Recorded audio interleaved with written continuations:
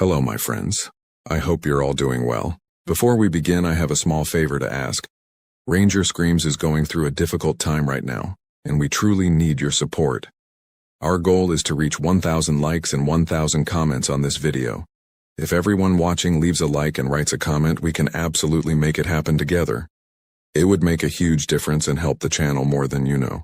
Thank you so much for your support. Now get comfortable, and let's begin. The radio crackled to life at 3:47 a.m., dragging me from the kind of deep sleep that only comes after 14-hour shifts in the backcountry. Static filled my cabin before Bennett's voice cut through, strained and urgent in a way I'd never heard from the veteran ranger. Base to all units. We've got something unusual in Sector 7. Need immediate backup at mile marker 23, near the old Wheeler Creek Junction. I fumbled for the handset, still groggy but already pulling on my boots. Sector 7 bordered the restricted areas near Walker Lake, where the Forest Service maintained an uneasy relationship with both the Navajo Nation and the strange reports that seemed to multiply each season. The locals from 9 Mile Valley had been whispering about unusual tracks and disturbed campsites for weeks. This is Ranger Station 12, responding. What's the nature of the incident? The silence stretched so long I thought we'd lost connection. When Bennett finally replied, his voice was barely above a whisper. Just, bring the tranquilizer gun. And maybe a camera. You're not going to believe what we found out here. I'd worked these forests for 8 years, ever since transferring from a posting near Sedona where the worst thing I'd encountered was the occasional mountain lion or confused tourist. The wilderness stretching from Monument Valley to the Apache Reservation held secrets that went deeper than most people realized. But Bennett had been patrolling these woods for over 2 decades. If something had shaken him, it was worth taking seriously. The drive to mile marker 23 took 40 minutes through winding forest roads that seemed to grow narrower and darker with each passing mile. My headlights carved through the pre-dawn blackness, illuminating the familiar stands of Douglas fir and ponderosa pine that had become my second home. But tonight, something felt different. The usual night sounds were absent. No owl calls, no rustling of small creatures in the underbrush, no distant coyote songs. Even the wind seemed to have stilled. I found Bennett's truck parked at an odd angle across the road, emergency lights flashing in a rhythm that made the surrounding trees appear to writhe and dance. He stood beside his vehicle, spotlight in one hand, radio in the other, staring into the tree line with an expression I'd never seen before. Not fear exactly, but a kind of profound unease that made my stomach clench. "Bennett?" I called out as I approached. "What have we got?" He turned toward me, and I could see exhaustion etched into every line of his weathered face. His usually steady hands trembled slightly as he gestured toward a break in the forest where an old hiking trail disappeared into darkness. "Started getting reports 2 days ago from some campers near Four Corners Country," he began, his voice hoarse. "Silas Harrison and his brother Damien were backpacking through here when they claimed they saw something that shouldn't exist. Figured it was just city folks getting spooked by shadows, you know how it is." I nodded. We'd both dealt with countless false alarms from inexperienced hikers who mistook every moving branch for something sinister. But then Vincent Cole called from the ranger station up near Blind Frog Ranch. Said his motion cameras caught something moving through the restricted zones at night. Something big, walking upright, but... Bennett paused, struggling with his words. But not walking right. Like it was learning how to use legs that didn't belong to it. A chill ran down my spine that had nothing to do with the pre-dawn temperature. The forests around Skinwalker Ranch had always been a source of unusual reports, but the Park Service officially attributed such accounts to misidentified wildlife and overactive imaginations. The Navajo Nation had their own explanations, ones that most federal employees learned not to discuss in any official capacity. "Show me what you found," I said, checking to make sure my radio was functioning and my emergency beacon was active. Bennett led me to the edge of the trail, where his spotlight revealed a series of impressions in the soft earth. At first glance, they might have been human footprints, roughly the right size and shape, but as I knelt to examine them more closely, the details became increasingly disturbing. The prints showed clear toe marks, 5 of them like human feet, but they were too long and seemed to end in what looked like claw marks. More troubling were the peculiar drag marks between each footprint, as if whatever made them wasn't quite lifting its feet properly. The gait was wrong too, the spacing irregular, sometimes bunched together as if the creature had stumbled. Other times stretched impossibly wide. "There are more," Bennett said quietly. "They lead deeper into the woods, toward the old mining claims near Utah territory boundaries. But that's not the worst part." He aimed his light at a Douglas fir about 6 feet from the trail. The bark had been stripped away in long parallel gouges that started at about shoulder height and extended down to the base of the tree. Whatever had made those marks possessed claws powerful enough to dig through bark and score the living wood beneath. The campers who reported this initially, the Harrison brothers and their group, they said they heard it calling during the night, not howling like a wolf or screaming like a mountain lion. Calling, using words. What kind of words? Bennett's light wavered as his hand shook. Their names. It knew their names and was calling to them from the darkness, trying to lure them away from their campsite. I felt my professional skepticism warring with a growing sense of dread. In 8 years of wilderness work, I'd developed a healthy respect for the power of fear and suggestion to make people see and hear things that weren't there. But Bennett wasn't the type to let his imagination run wild, and the physical evidence before us demanded explanation. There's something else, he continued. Chase Kingston from the neighboring district came by yesterday with photos from his trail cameras. The thing about those cameras is, they're motion activated and take sequential shots when something triggers them. He pulled out his phone and showed me a series of images that made my blood run cold. The first showed nothing but empty forest in the infrared glow. The second captured a tall, humanoid figure at the edge of the frame, difficult to make out clearly, but definitely bipedal and moving toward the camera. The third image should have shown the figure closer, but instead revealed only an empty clearing again, as if whatever had been approaching had simply vanished between frames. The timestamp shows only 3 seconds between each shot, Bennett explained. Nothing moves that fast and then just disappears. Nothing natural anyway. I studied the photos, trying to find a rational explanation. The figure in the second image was blurry and indistinct, but something about its proportions seemed wrong. The limbs were too long, the posture too awkward, like a poorly fitting costume or like something wearing skin that doesn't quite fit. I murmured, then immediately regretted voicing the thought. Bennett nodded grimly. That's exactly what I was thinking. The old-timers around here, the ones whose families have lived in these mountains for generations, they have stories about things that can shed and change their appearance, things that can mimic voices and learn human behaviors. I knew he was referring to the traditional beliefs of the local Native American communities, beliefs that federal employees were discouraged from acknowledging or discussing. But standing there in the pre-dawn darkness, surrounded by evidence that defied conventional explanation, those ancient warnings felt more relevant than any wildlife management manual. We need to call this in to the main office, I said, though part of me dreaded the conversation. Reports of unusual encounters had a way of disappearing into bureaucratic black holes, filed away and forgotten. Already did, Bennett replied. They're sending Nathaniel Tyler and his team from the Special Investigations Unit tomorrow morning, but I don't think we should wait that long. The tracks are fresh, and if this thing is still in the area— He didn't finish the sentence, but I understood. If there was something dangerous stalking the woods, we had a responsibility to locate and assess the threat. More campers could arrive at any time, and the weekend was approaching fast. The trail leads toward Walker Lake, doesn't it? I asked, studying the direction of the footprints. That's what I'm afraid of. You know, that whole area is honeycombed with old mining tunnels and caves. If something wanted to hide during the day, it would be perfect territory. Deep, dark, and dozens of ways in and out. I checked my watch, 4:30 a.m. We had about 2 hours before sunrise, and I found myself calculating whether that would be enough time to follow the trail to its source and get back to safety before whatever had made those tracks return for another night of hunting. We're going to need more backup, I said finally, and better equipment. If we're really dealing with something unusual, we need to document everything properly. Bennett was already nodding. I called in Brandon Austin and Maxwell Diego from the northern stations. They should be here within the hour, and I've got night vision equipment and digital cameras in my truck. As he spoke, I noticed something that made my chest tighten with anxiety. The footprints we'd been examining seemed to continue not just into the forest, but also back toward the road, back toward where we were standing. The creature hadn't just passed through this area, it had returned, possibly more than once. Bennett, I said quietly, when did you first arrive at this location? About an hour ago, maybe a little more. Why? I knelt down and examined the prints more carefully with my own flashlight.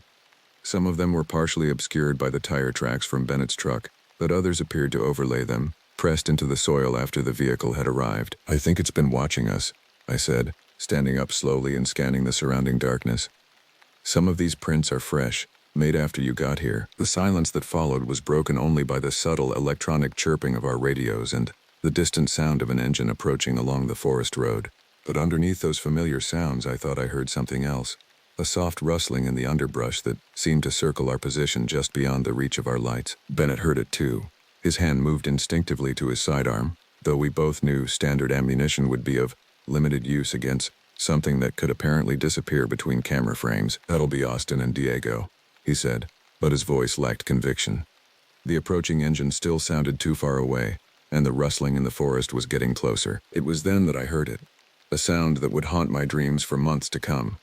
From somewhere in the darkness beyond our circle of light, clear as any human voice but wrong in ways I couldn't articulate, came a perfect imitation of Bennett's earlier radio call. "Base to all units. We've got something unusual in Sector 7. The voice paused, and when it continued, the mimicry was flawless. "Just bring the tranquilizer gun. And maybe a camera. You're not going to believe what we found out here." Bennett and I stood frozen, listening to our own conversation played back by something hidden in the trees. The voice had captured not just our words, but the exact tone and inflection, down to the nervous tremor that had crept into Bennett's speech. That's when I realized we were no longer the hunters in this situation. We had become the prey. The sound of our own voices echoing from the darkness sent a jolt of primal terror through my system. Bennett's face had gone pale in the glow of our flashlights, and I watched his hand tighten around his radio as if the familiar weight might anchor him to reality. "We need to get back to the vehicles," I whispered, fighting the urge to run. Every wilderness training course I'd ever taken emphasized the importance of controlled movement in potentially dangerous situations, but this scenario had never been covered in any manual. The rustling in the underbrush suddenly stopped, replaced by a silence so complete it felt oppressive. Even the distant engine noise had faded, leaving us in a pocket of absolute quiet that made every small sound we made seem thunderous. Then, from a completely different direction came another voice. My own voice, speaking words I'd never said. "Bennett, I think we should split up. Cover more ground that way." The imitation was perfect, complete with my characteristic slight rasp and the way I tended to drop my voice when making tactical decisions, but I'd never suggested splitting up, and Bennett knew it. The creature was learning, adapting, trying to manipulate us using our own speech patterns. "Stay close," Bennett breathed, apparently coming to the same conclusion. "Whatever this thing is, it's been listening to us for longer than we thought." We began moving slowly toward our vehicles, maintaining visual contact with each other while sweeping our lights in wide arcs. The beam of my flashlight caught something that made me freeze. About 30 yards to our right, partially concealed behind a cluster of pine trees, stood a tall figure. At first glance, it might have been another person, someone wearing dark clothing and standing perfectly still. But as I stared, trying to resolve the details in the weak light, the proportions became increasingly wrong. The figure was too tall, probably close to 7 feet, with arms that hung nearly to its knees. Its posture was rigid, unnatural, like someone learning to stand upright for the first time. "Bennett," I whispered. 2 o'clock, behind the pines. He followed my gaze, and I heard his sharp intake of breath. We both focused our lights on the spot, but the figure was gone. Not hidden, not moved to another location. Simply no longer there, as if it had never existed. "Did you see?" "Yeah," he interrupted. "Same as the camera traps. Here 1 second, gone the next." We continued toward the vehicles, moving faster now, but trying not to appear panicked. The creature was clearly testing us, probing our reactions, learning from our behavior. The thought that we were being studied by something intelligent enough to mimic human speech was almost more terrifying than the possibility of a simple predator attack. The headlights of an approaching vehicle finally became visible through the trees, and I felt a surge of relief when I recognized the distinctive light pattern of a Park Service truck. Brandon Austin and Maxwell Diego had arrived, and backup meant we could approach this situation with proper protocol and resources. But my relief was short-lived. As the truck pulled up beside our vehicles, I noticed something that sent ice through my veins. The driver's side door was hanging open, swaying slightly in the breeze. The engine was running, headlights blazing, but no one emerged from the cab. "Austin," Bennett called out. "Diego," no response. We approached the vehicle cautiously, weapons drawn, though I doubted conventional firearms would prove effective against something that could vanish at will. The truck's interior was empty, keys still in the ignition, radio crackling with routine dispatch chatter. On the seat, I found Austin's hat and Diego's radio, both apparently dropped in haste. There were no signs of struggle, no blood, no indication of what had happened to 2 experienced rangers who should have been prepared for unusual encounters. Bennett was examining the ground around the truck when he called me over. "Look at this." The soft earth bore the same peculiar footprints we'd found earlier, but now there were multiple sets, as if several creatures had converged on the arriving vehicle.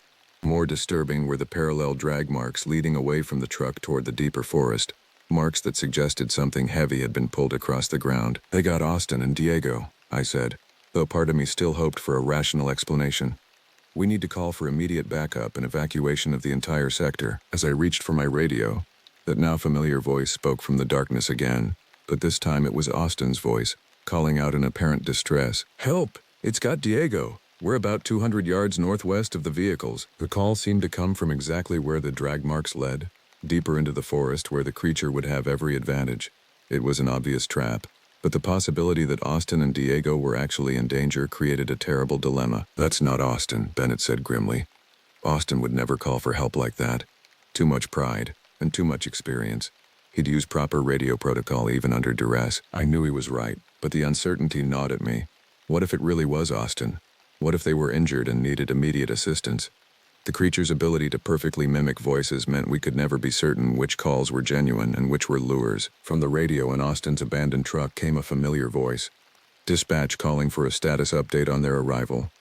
I grabbed the handset and tried to respond, but only static emerged from the speaker. Something was interfering with our communications, isolating us in this remote area where help might not arrive for hours. That's when I made a decision that would haunt me for the rest of my life. "We have to try," I told Bennett. "If there's any chance they're alive, we can't just abandon them." Bennett looked like he wanted to argue, but his training won out. Rangers didn't leave other rangers behind, even when facing unknown threats. We gathered additional equipment from all three vehicles: night vision scopes, emergency flares, a backup radio, and the tranquilizer gun Bennett had mentioned earlier. "We follow the trail for exactly 30 minutes, he said. "If we don't find them by then, we retreat and wait for the special investigations team." I agreed, though I had a sinking feeling that 30 minutes might be far too long. The drag marks led us into increasingly dense forest, where the canopy blocked out most of the starlight, and our flashlights became the only source of illumination. The trail was easy to follow. Too easy, I realized. Whatever had taken Austin and Diego wanted us to follow was deliberately making the path obvious. About 10 minutes into our pursuit, we encountered the first in a series of disturbing discoveries. Hanging from a branch at eye level was Diego's Park Service jacket, torn and stained with something dark that could have been blood or mud. It had been placed deliberately, positioned exactly where our lights would find it. "Breadcrumbs," Bennett muttered, leading us deeper into its territory. The second discovery was worse. Austin's emergency radio, smashed and scattered across the trail as if it had been destroyed in fury. The plastic casing bore those same parallel claw marks we'd seen on the trees, and the internal components had been reduced to unrecognizable fragments. By the time we'd been following the trail for 20 minutes, I began to notice changes in the forest around us. The trees seemed older here, more twisted, and there was a smell in the air, musty and organic, like decomposing leaves mixed with something medicinal. The ground had become softer, almost spongy, as if we were walking through a bog despite being at considerable elevation. "We're in the old mining district," Bennett observed, consulting his GPS unit. "There should be warning signs and barriers, but I don't see any." He was right. According to our maps, this area should have been clearly marked as restricted due to unstable mine shafts and environmental hazards. But either the signage had been removed or we'd somehow taken a wrong turn despite following an obvious trail. That's when we heard the voices again. This time, both Austin and Diego calling for help from somewhere ahead. But there was something different about the sound, an echo that suggested they were underground, possibly trapped in one of the abandoned mining tunnels. "Down here," came Austin's voice. "We're hurt but alive. Please hurry." The calls were coming from what appeared to be a mine entrance partially concealed by fallen logs and overgrown vegetation. The opening was barely wide enough for a person to squeeze through, and I could feel cold air flowing out of the darkness beyond. Bennett checked his watch. 28 minutes. We should head back. But as he spoke, Diego's voice drifted up from the mine shaft. "I think I'm bleeding internally. Bennett, is that you out there? Please don't leave us." The desperation in the voice was heartbreaking and completely convincing. If I hadn't known it was likely a trap, I would have immediately rappelled into that shaft to attempt a rescue. "It knows our names," I whispered to Bennett. "It's been listening to us all night, learning our speech patterns and our relationships. It knows exactly what to say to manipulate us." Bennett nodded, but I could see the conflict in his expression. The possibility that real rangers were suffering below us warred with the certainty that we were being lured into a trap. The decision was made for us when Austin's voice emerged from the mine shaft again. But this time, it was speaking words we'd heard before. "Base to all units. We've got something unusual in Sector 7. Need immediate backup at mile marker 23, near the old Wheeler Creek Junction." It was playing back Bennett's original radio call, word for word, in Austin's voice. The creature had apparently recorded our entire conversation and was now using it to create increasingly sophisticated deceptions. "We're leaving," Bennett said firmly. now. But as we turned to retrace our steps, I realized we faced a new problem. The trail we'd followed into the mining district, the obvious path marked by drag marks and planted evidence, was no longer visible. Our flashlights revealed only unmarked forest floor, as if the path had never existed. "The GPS," I said, pulling out my unit.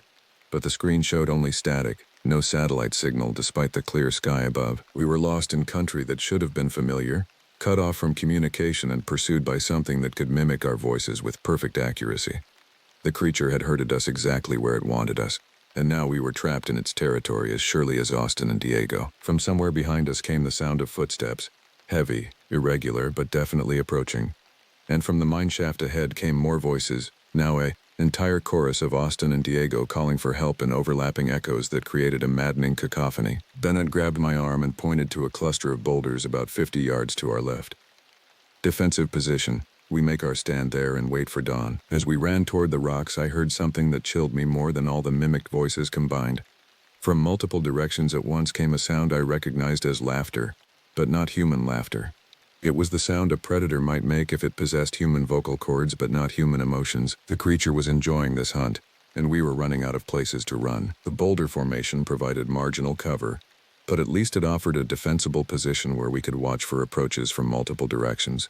Bennett and I pressed our backs against the cold stone and tried to control our breathing while scanning the darkness beyond our small circle of light. The laughter had stopped, replaced by a silence that felt pregnant with menace. Occasionally we heard the snap of a breaking branch or the rustle of disturbed foliage, but the sound seemed to come from everywhere and nowhere, making it impossible to pinpoint the creature's location. "How long until sunrise?" I whispered. Bennett checked his watch. "About 3 hours. Too long to just wait here." He was right. Our flashlight batteries wouldn't last until dawn, and once we lost our primary light source, we'd be completely vulnerable. Moreover, the creature had demonstrated the ability to manipulate its environment in ways that suggested intelligence far beyond simple animal cunning. "The mine shaft," I said reluctantly. "It wanted us to go down there for a reason. Maybe that's where we'll find answers, or maybe that's where it wants us to die." Before I could respond, Diego's voice drifted across the clearing, but this time the words were different. "I found something down here. You need to see this. There are others. Lots of others." The implication sent a chill through me. If the creature had taken multiple victims over time, the mine could be serving as its feeding ground or nest. But Diego's voice continued with information that seemed genuinely urgent. "There's equipment down here, scientific equipment, and documents. Someone's been studying this thing for years." This was new information, not a repetition of our earlier conversations. Either the creature was becoming more creative in its deceptions, or one of the missing rangers had actually discovered something significant before being captured. "It could be a trap," Bennett said, voicing my own thoughts. "Or it could be real. If there's been scientific research into this phenomenon, there might be information that could help us survive." The rational part of my mind insisted we should remain in our defensive position, but my curiosity about the creature's nature was overwhelming. In 8 years of wilderness work, I'd encountered bears, mountain lions, and dangerous humans, but never anything that challenged my understanding of what was possible in the natural world. 30 minutes, Bennett said finally. "We go down, document whatever we find, and get out. No heroic rescue attempts, no matter what we hear." We approached the mine entrance cautiously, testing each step on the potentially unstable ground. The opening was larger than it had appeared from a distance, wide enough for 2 people to enter side by side, with timber supports that looked relatively recent despite the area's abandoned status. A cold air flowing from the shaft carried scents that were both familiar and disturbing. The mineral smell of deep earth mixed with something organic and unpleasant. My flashlight beam penetrated only about 20 feet into the tunnel before being swallowed by absolute darkness. "Motion sensors," Bennett said, pointing to small electronic devices mounted on the tunnel walls. "This isn't an abandoned mine. Someone's been using it recently." The sensors were connected to cables that disappeared deeper into the tunnel, suggesting a powered facility of some kind. Either we'd stumbled onto an illegal operation, or the government had been conducting research in these mountains without informing local Park Service personnel. Our radios crackled to life simultaneously, but instead of dispatch communications, we heard what sounded like recorded audio logs. "Day 47 of the field study. The entity continues to demonstrate adaptive behavior patterns that exceed our initial projections.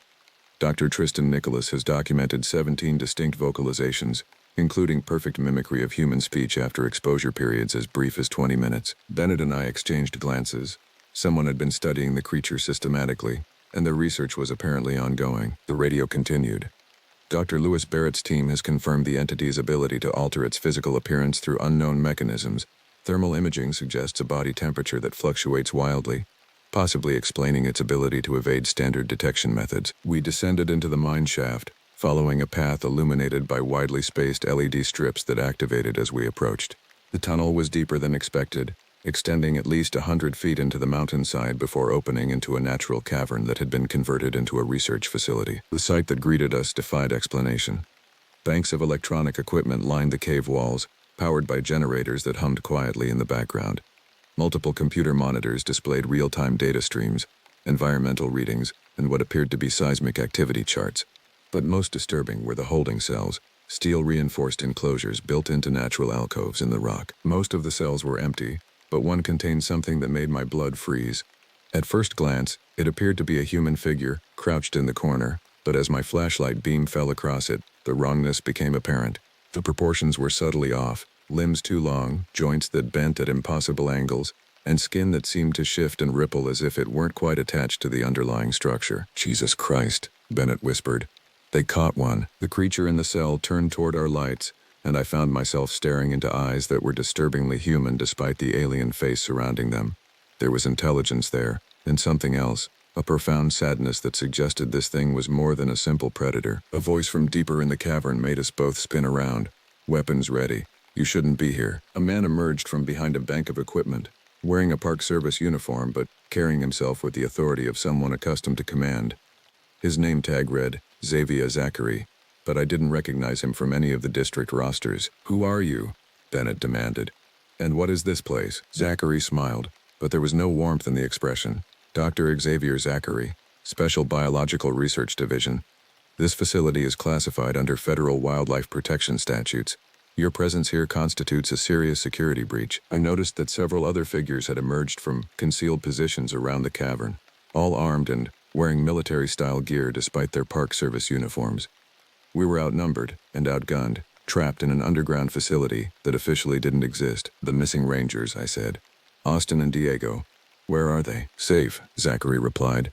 "Currently serving as research subjects in our behavioral studies. The entity you've been tracking is actually one of several specimens we've been monitoring in this region. Your interference tonight has compromised months of careful observation." Bennett's face flushed with anger. "Research subjects? These are federal employees, not lab rats. These are necessary sacrifices for the advancement of human knowledge," Zachary countered. "The entities we're studying represent an evolutionary leap that could revolutionize our understanding of adaptation and survival. A few rangers' lives are a small price to pay for such discoveries." The creature in the cell had been watching our conversation with obvious interest, its two human eyes moving from speaker to speaker as if following the dialogue. When Zachary mentioned research subjects, it made a sound, not quite human speech, but clearly an attempt at communication. "It's trying to warn us," I realized. The voices we heard outside, it wasn't trying to lure us into a trap. It was trying to lead us here, to show us what's really happening. Zachary's expression hardened. "The entity is highly intelligent and extremely manipulative.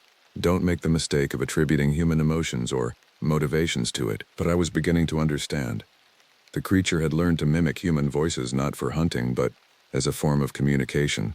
It had been trying to tell us about the illegal research facility, about the captured rangers, about the systematic study and torture being conducted in these hidden chambers. "You're the real monsters," Bennett said quietly, "using living beings as experimental subjects." "The entities aren't human," Zachary replied.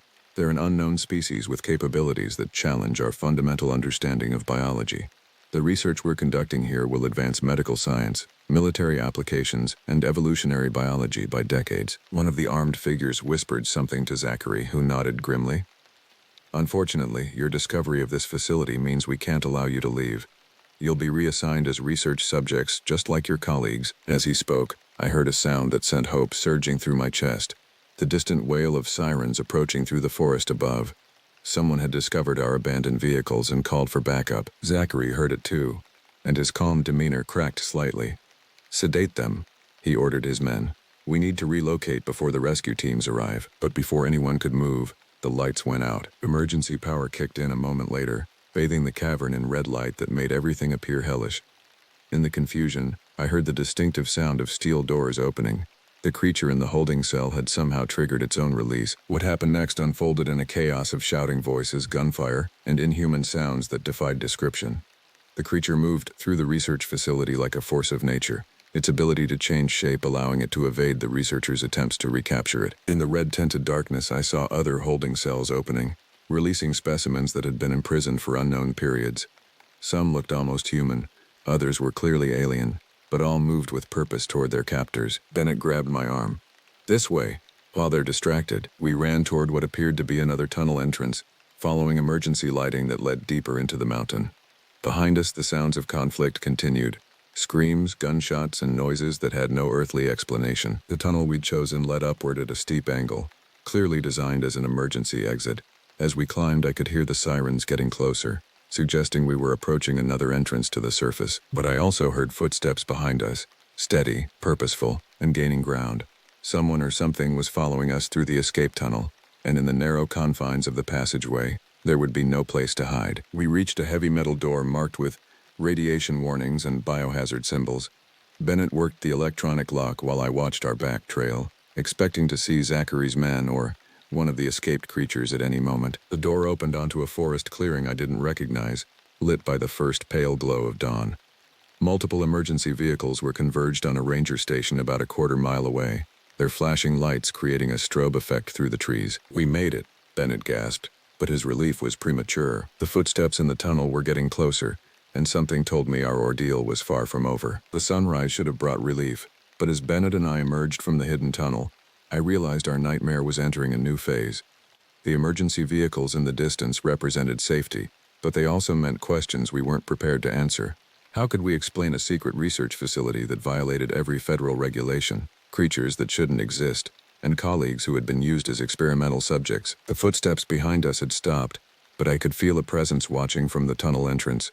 Whatever had followed us wasn't ready to reveal itself in daylight, at least not yet. I grabbed Bennett's arm and pulled him toward the cover of the nearest trees. "We need to think this through," I said quietly. "If we go straight to those emergency responders, Zachary and his people will have time to cover their tracks. That facility will disappear, along with any evidence of what they've been doing." Bennett nodded grimly. "Austin and Diego, if they're really down there, we might be their only chance." As we watched the rescue operation from concealment, I noticed something disturbing. Several of the emergency responders were wearing the same style of gear we'd seen on Zachary's security team. Either the legitimate rescue operation had been compromised, or the entire incident was being managed by the same people who had been conducting illegal research. "Look at the license plates," Bennett whispered, pointing toward the assembled vehicles. "Those aren't standard Park Service units." He was right. While some of the vehicles bore familiar markings, others displayed federal agency identifiers I didn't recognize. The rescue operation was being conducted by multiple organizations, suggesting coordination at a level far above normal Park Service operations. A new voice crackled over the radio frequencies, not the creature's mimicry this time, but an actual human communication. "Containment Team Alpha, report status on missing specimens. 2 entities remain unaccounted for," came the reply. "Perimeter has been established, but we've lost contact with the research team." The conversation continued with clinical discussions of biological assets and security breaches, making it clear that the rescue operation was actually a containment effort designed to recapture the creatures that had escaped from Zachary's facility. "We're not going to get help from them," I realized. "We need to document everything ourselves and get the information to someone who can expose this whole operation." Bennett checked his camera equipment. "The digital storage should have survived. If we can get clear photos of the facility and the holding cells, that might be enough evidence to trigger a legitimate investigation. But first we needed to return to the underground complex, and doing so in daylight would be exponentially more dangerous. The creatures that had escaped would likely seek shelter from the sun, possibly returning to the familiar environment of the caves. Meanwhile, Zachary's people would be attempting damage control, which probably meant eliminating witnesses. The radio chatter continued, providing disturbing insights into the scope of the operation. "Mobile Laboratory is en route from Walker Lake Facility. ETA 30 minutes. "Walker Lake Facility?" I whispered. "How many of these places are there?" The implications were staggering. If similar research installations existed throughout the region, the creatures we'd encountered might be part of a much larger phenomenon. The old stories from locals about strange encounters in the forest suddenly seemed less like folklore and more like systematic documentation of an ongoing secret program. "Base camp to containment teams," the radio continued. "Be advised, Local media has picked up emergency scanner traffic. Public information officer is handling inquiries with standard wildlife management cover story. Even the media was being managed, which meant our window for exposing the truth was closing rapidly. Once the official story was established, any contradictory evidence would be dismissed as hoax or misinterpretation. A rustling in the underbrush behind us made us both freeze. Something was approaching through the forest, moving carefully but not attempting to hide its presence. I readied the tranquilizer gun while Bennett prepared his camera, expecting another encounter with one of the escaped creatures. What emerged from the trees was even more surprising. A woman wearing civilian clothes, but carrying military-grade communication equipment, and clearly comfortable moving through wilderness terrain. She was tall, dark-haired, and possessed the alert posture of someone accustomed to dangerous situations. "Rangers?" she called out softly. "I'm Nevi Elena, from the investigative unit. I've been tracking this operation for months." Bennett and I exchanged cautious glances.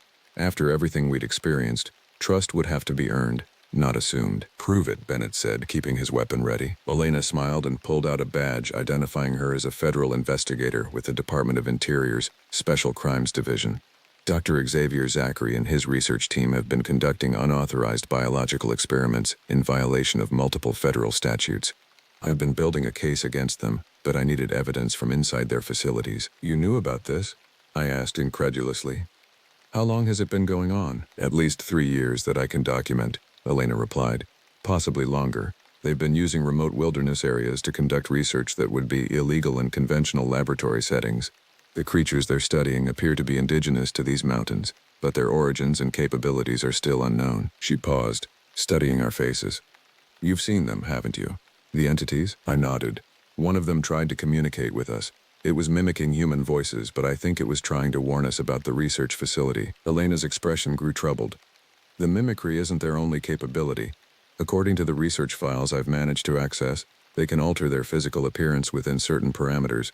Essentially, they're living shapeshifters." The implications hit me like a physical blow. If the creatures could change their appearance to mimic humans, how many of the people we'd encountered might not be what they seemed?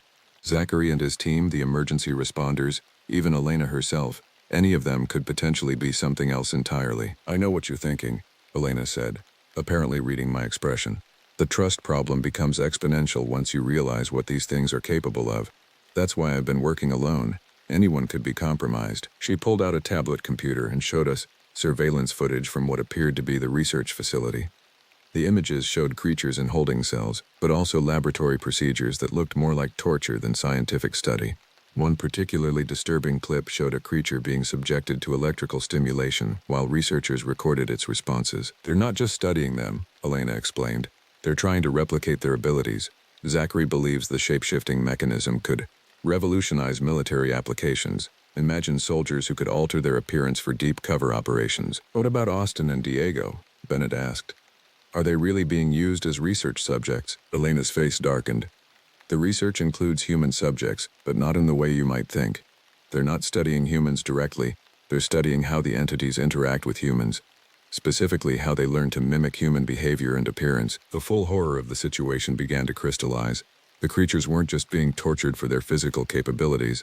They were being forced to study human subjects in order to perfect their mimicry. Austin and Diego weren't just prisoners. They were unwitting teachers in a program designed to create perfect human imposters. "We have to shut it down," I said. "Today, before they have time to relocate or destroy the evidence." Elena nodded. "I've already called in federal backup, but they won't arrive for several hours. In the meantime, Zachary's people are working to eliminate any trace of their activities. If we're going to document the facility, it has to be now." As she spoke, the radio chatter from the containment teams changed in tone. "Alpha team to base. We have visual on 2 Ranger personnel moving toward perimeter. Orders, detain for debriefing," came the reply. "Standard protocols apply." I felt my stomach clench. The standard protocols would likely involve the same fate that had befallen Austin and Diego: capture and integration into the research program as unwilling subjects. "They've spotted us," Bennett said, scanning the forest around our position. "We need to move." Elena was already gathering her equipment. "There's another entrance to the facility about half a mile north of here. If we can reach it before the containment teams establish a complete perimeter, we might be able to get back inside and document everything." The idea of voluntarily returning to the underground complex filled me with dread, but the alternative was being captured by Zachary's people and disappearing into their research program permanently. At least if we went back underground, we'd have some control over our fate. We began moving through the forest, using terrain features and vegetation to avoid the search teams. The radio traffic indicated that multiple units were converging on our area, but they seemed to be focusing their attention on the original tunnel entrance rather than the more concealed passages Elena knew about. As we traveled, Elena provided more disturbing details about the research program. The entities are apparently indigenous to this region, possibly living in the extensive cave systems for decades or centuries. Local Native American communities have stories about shapeshifters that go back generations, but the federal government didn't take them seriously until about 5 years ago. What changed? I asked. Satellite imagery picked up thermal anomalies in the restricted areas. When investigation teams went in, they encountered the entities directly. Instead of reporting the discovery through normal channels, certain individuals saw an opportunity for clandestine research. Zachary, he's just the field operations director. The real decision makers are based in Washington, with funding that appears to come from black budget sources. This operation exists completely outside normal oversight channels. We reached the concealed entrance Elena had mentioned, another tunnel mouth hidden beneath a natural rock overhang. This one appeared to be unguarded, though motion sensors indicated it was still being monitored. Once we're inside, we'll have maybe 30 minutes before the security systems alert them to our presence, Elena warned. We need to document everything we can and get out before they can seal us in permanently. As we prepared to descend into the underground complex for a second time, I found myself wondering how many other secrets were hidden beneath these mountains. How many similar research facilities existed across the country? How many creatures had been captured and subjected to experimentation? Most disturbing of all was the question Elena had raised about trust. If the shapeshifters were as capable as the research suggested, how could we be certain that anyone we encountered was actually human? The paranoia inherent in such a situation could destroy trust in all social interactions, making cooperation and resistance exponentially more difficult. But we had run out of options. The only way forward was down, back into the depths where the truth waited alongside the monsters, both human and otherwise. The hidden entrance led to a maintenance tunnel that bypassed the main laboratory areas. Elena moved with the confidence of someone who had studied the facility's layout extensively, guiding us through a maze of service corridors and mechanical spaces that the research team probably assumed were secure. The holding areas are through here, she whispered, indicating a heavy door marked with biohazard warnings. Most of the creatures are probably still loose in the main complex, but there might be additional specimens that weren't released during the chaos. The door opened onto a corridor lined with reinforced cells, each equipped with observation windows and environmental monitoring systems. Most were empty, their doors hanging open after the mass escape we'd witnessed earlier. But 3 cells at the end of the corridor still contained occupants. The first held what appeared to be a human figure, but as we approached I realized it was Austin, or something that looked like Austin. The resemblance was perfect in every detail except the eyes, which held an intelligence that seemed both alien and deeply sad. "It's not him," Bennett said quietly. "It's learned to take his appearance." The creature that looked like Austin approached the observation window and spoke in a voice that was identical to our missing colleagues. "Please help us. We're not the monsters you think we are." In the second cell, something that appeared to be Diego sat motionless in the corner, but its form seemed unstable, features shifting subtly as if the mimicry required constant concentration to maintain. When it saw us, it stood and pressed against the window, leaving handprints that showed skin patterns unlike anything human. "We don't want to hurt anyone," it said in Diego's voice. "We just want to go home." The third cell contained something that challenged my understanding of what was possible in the natural world. The occupant seemed to shift between multiple human forms, cycling through faces I didn't recognize as if it were trying to find one that would elicit a sympathetic response. But underlying all the borrowed features was something profoundly non-human, a presence that radiated intelligence and what could only be described as loneliness. "They're not just mimics," Elena observed. "They're trying to communicate, to establish some form of connection with us." "But where are the real Austin and Diego?" Bennett asked. Before Elena could respond, we heard footsteps in the main corridor, multiple people moving with military precision toward our location. Zachary's security team had discovered our presence and was closing in on the holding area. "This way," Elena said, leading us toward what appeared to be another maintenance access. "I've seen the real Rangers. They're being held in a different section of the facility." As we moved deeper into the complex, the sounds of conflict echoed from the main laboratory areas. The escaped creatures were apparently still loose, creating chaos that provided cover for our infiltration but also increased the danger from all directions. The corridor Elena chose led us past observation windows that revealed the true scope of the research program. Multiple laboratory spaces contained equipment for biological analysis, genetic sequencing, and what appeared to be surgical procedures. Charts on the walls showed anatomical studies of the creatures, with notes in multiple languages, suggesting international collaboration. This is bigger than just a federal black project, I realized. This is multinational research, Elena nodded grimly. The shape-shifting abilities have potential military and intelligence applications that multiple governments find interesting. The facility we found is just one node in a larger network. We reached another holding area, this one designed for human subjects. Through reinforced windows, I could see Austin and Diego in separate cells, both conscious but clearly sedated. They showed signs of medical procedures, IV lines, monitoring electrodes, and what appeared to be tissue samples taken from various locations on their bodies. They're studying human physiology to help the creatures perfect their mimicry, Elena explained. The research suggests the entities need extensive biological data to maintain stable human form for extended periods. Bennett was already working on the electronic lock for Austin's cell. Can we get them out without triggering more alarms? The alarms are already going off, Elena pointed out. At this point, speed matters more than stealth. The lock disengaged with a soft click, and we rushed into Austin's cell. He was conscious but disoriented, struggling to focus on our faces as Bennett checked his vital signs. Who? Bennett. Austin's voice was weak but recognizable. How did you find us? Long story, Bennett replied. Can you walk? While Bennett helped Austin to his feet, I worked on releasing Diego. He was in similar condition, conscious but affected by whatever sedatives they'd been given.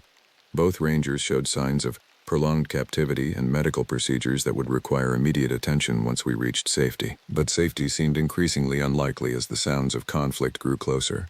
Through the corridor windows, I could see security personnel moving in tactical formation, searching for both the escaped creatures and the infiltration team that had penetrated their facility. There's an emergency exit through the geological survey section, Elena said, consulting a map on her tablet. If we can reach it, we should be able to get everyone to the surface. Supporting Austin and Diego between us, we began moving toward the indicated exit route. But our progress was slow, and the sounds of pursuit were getting closer. Worse, I began to hear familiar voices calling from the darkness ahead. The creatures were still loose in the facility, and their ability to mimic human speech made it impossible to distinguish friend from foe based on sound alone. Bennett? Austin? Came a voice that sounded exactly like Diego, though Diego was with us. I'm hurt. I need help. They're trying to confuse us, Elena warned. Don't respond to any voices unless you can see who's speaking. We reached a junction where 3 corridors intersected, and I could see movement in all directions. Security teams, escaped creatures, and possibly other researchers trying to evacuate. The facility had become a battlefield where the traditional rules of engagement didn't apply. That's when I heard something that made my blood run cold. My own voice, calling from somewhere ahead. Elena, I found another exit. This way. The mimicry was perfect, complete with my characteristic inflection and the urgent tone I might use in an emergency situation. But I was standing right here, which meant one of the creatures had learned to replicate my appearance and voice with disturbing accuracy. How long do they need to study someone before they can mimic them perfectly? I asked Elena. According to the research files, as little as an hour of observation can produce basic mimicry. Extended contact allows for more sophisticated replication. The implications were terrifying. The creature had been observing us throughout our entire ordeal, learning not just our voices, but our speech patterns, mannerisms, and behavioral tendencies. It could potentially impersonate any of us well enough to fool casual observation. The sound of gunfire erupted from the main laboratory area, followed by inhuman screams that suggested the conflict had escalated beyond containment procedures. Whatever was happening in the research sections, it sounded like the creatures were fighting back with capabilities that surprised even their captors. We need to move faster, Bennett said, struggling to support Austin's weight. This whole place is coming apart. But as we approached the geological survey section, I realized we faced a new problem. The emergency exit Elena had identified was blocked by a security checkpoint where 2 guards were stationed with automatic weapons. They appeared to be screening everyone attempting to leave, possibly to prevent the creatures from escaping to the surface. Identification and clearance codes, one of the guards called out as we approached. Elena stepped forward confidently, displaying credentials I couldn't see clearly. Priority evacuation. These personnel require immediate medical attention. The guard studied her identification, then focused on our group with suspicious eyes. Austin and Diego's sedated condition clearly marked them as research subjects rather than authorized personnel, which created an obvious problem. These individuals weren't scheduled for release, the second guard observed. We need confirmation from Dr. Zachary before we can allow them to leave. Dr. Zachary is dead, Elena replied calmly. Killed during the containment breach. I'm assuming Emergency Command Authority, under Protocol 7. I had no idea if Protocol 7 actually existed, but Elena's confident delivery suggested either extensive preparation or natural talent for deception. The guards hesitated, clearly uncertain about the proper procedures for such an unprecedented situation. That hesitation gave us the opportunity we needed. From behind us came the sound of approaching footsteps, not the measured pace of security personnel, but the irregular gait we'd learned to associate with the creatures. The guards heard it too and turned their attention toward the potential threat. Move, Elena whispered, and we slipped past the checkpoint while the guards were distracted. The emergency exit opened onto a natural cave system that eventually connected to the surface. As we climbed toward daylight, I could hear the sounds of the facility growing fainter behind us, gunfire, inhuman voices, and the crash of collapsing equipment. But our ordeal wasn't over. As we emerged into morning sunlight, we found ourselves surrounded by a new group of armed personnel wearing federal law enforcement insignia. Unlike Zachary's security teams, these individuals carried themselves with the authority of legitimate government agents. FBI, one of them announced. You're all under federal protection pending investigation of this facility. Elena stepped forward again, this time displaying different credentials. Special Agent Elena Caroline, Department of Interior Investigations. These rangers are witnesses to federal crimes and require immediate medical attention. The lead FBI agent studied her identification, then spoke into his radio. Confirmed. We have the investigative team and 4 witnesses, requesting immediate medical evacuation and evidence processing team. As paramedics began examining Austin and Diego, I found myself watching the forest around us with new paranoia. How many of the people we'd encountered were actually human? How many might be creatures that had escaped during previous containment breaches? The questions would haunt me for months afterward, but at that moment, I was simply grateful to be alive and free from the underground nightmare we'd endured. Elena approached me as the medical team worked. This investigation is going to take years, she warned. The facility we found is just one small part of a much larger program. There are going to be congressional hearings, media attention, and probably legal challenges from multiple directions. I nodded, understanding that our discovery had implications far beyond the immediate rescue of 2 rangers. The existence of shape-shifting creatures, illegal research programs, and government cover-ups would reshape public understanding of what was possible in the modern world. But there was one question that continued to trouble me as we were evacuated from the forest. The creatures in the holding cells, the ones that looked like Austin and Diego, what happens to them? Elena's expression grew somber.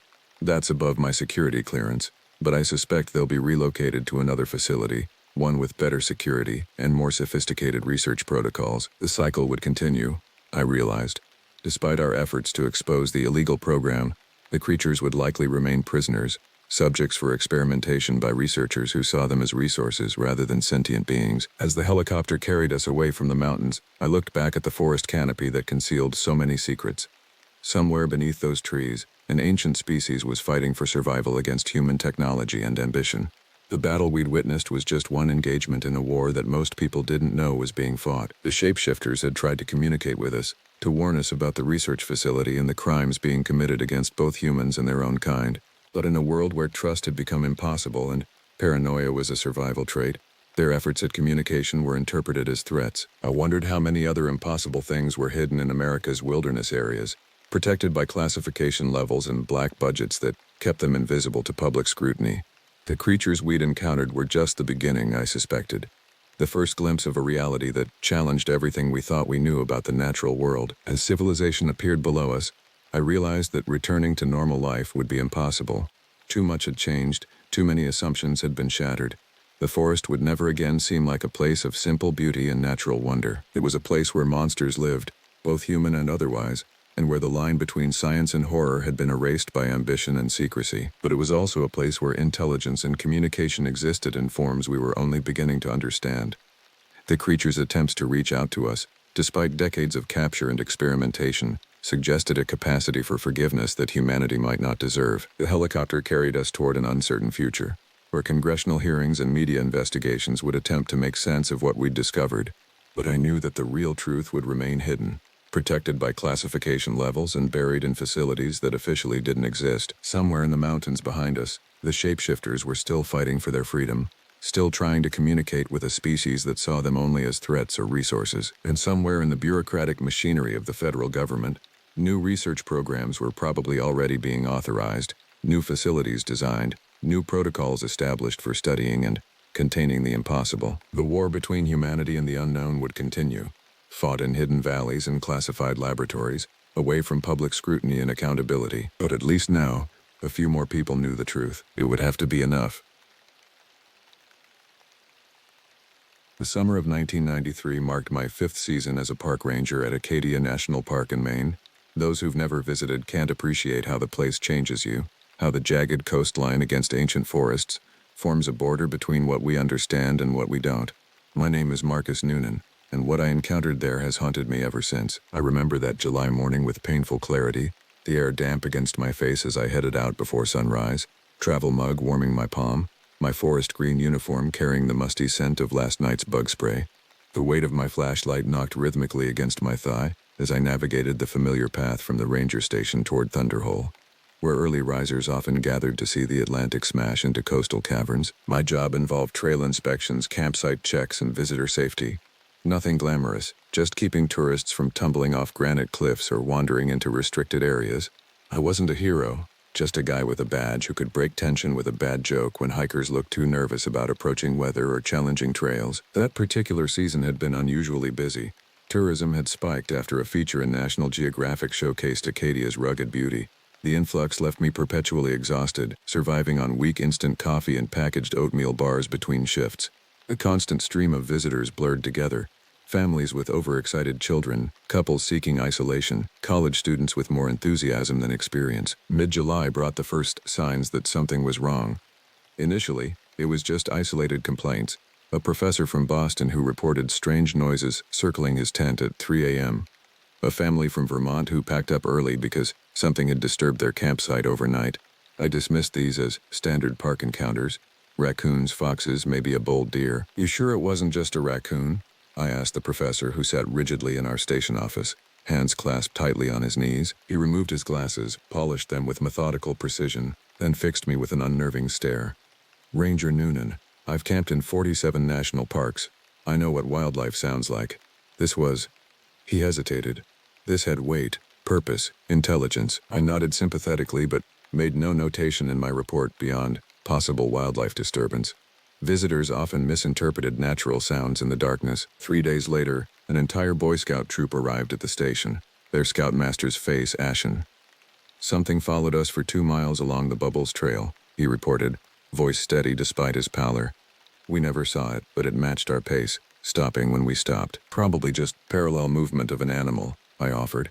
The paths sometimes run alongside game trails. What concerned me more were the tracks they'd photographed near their campsite.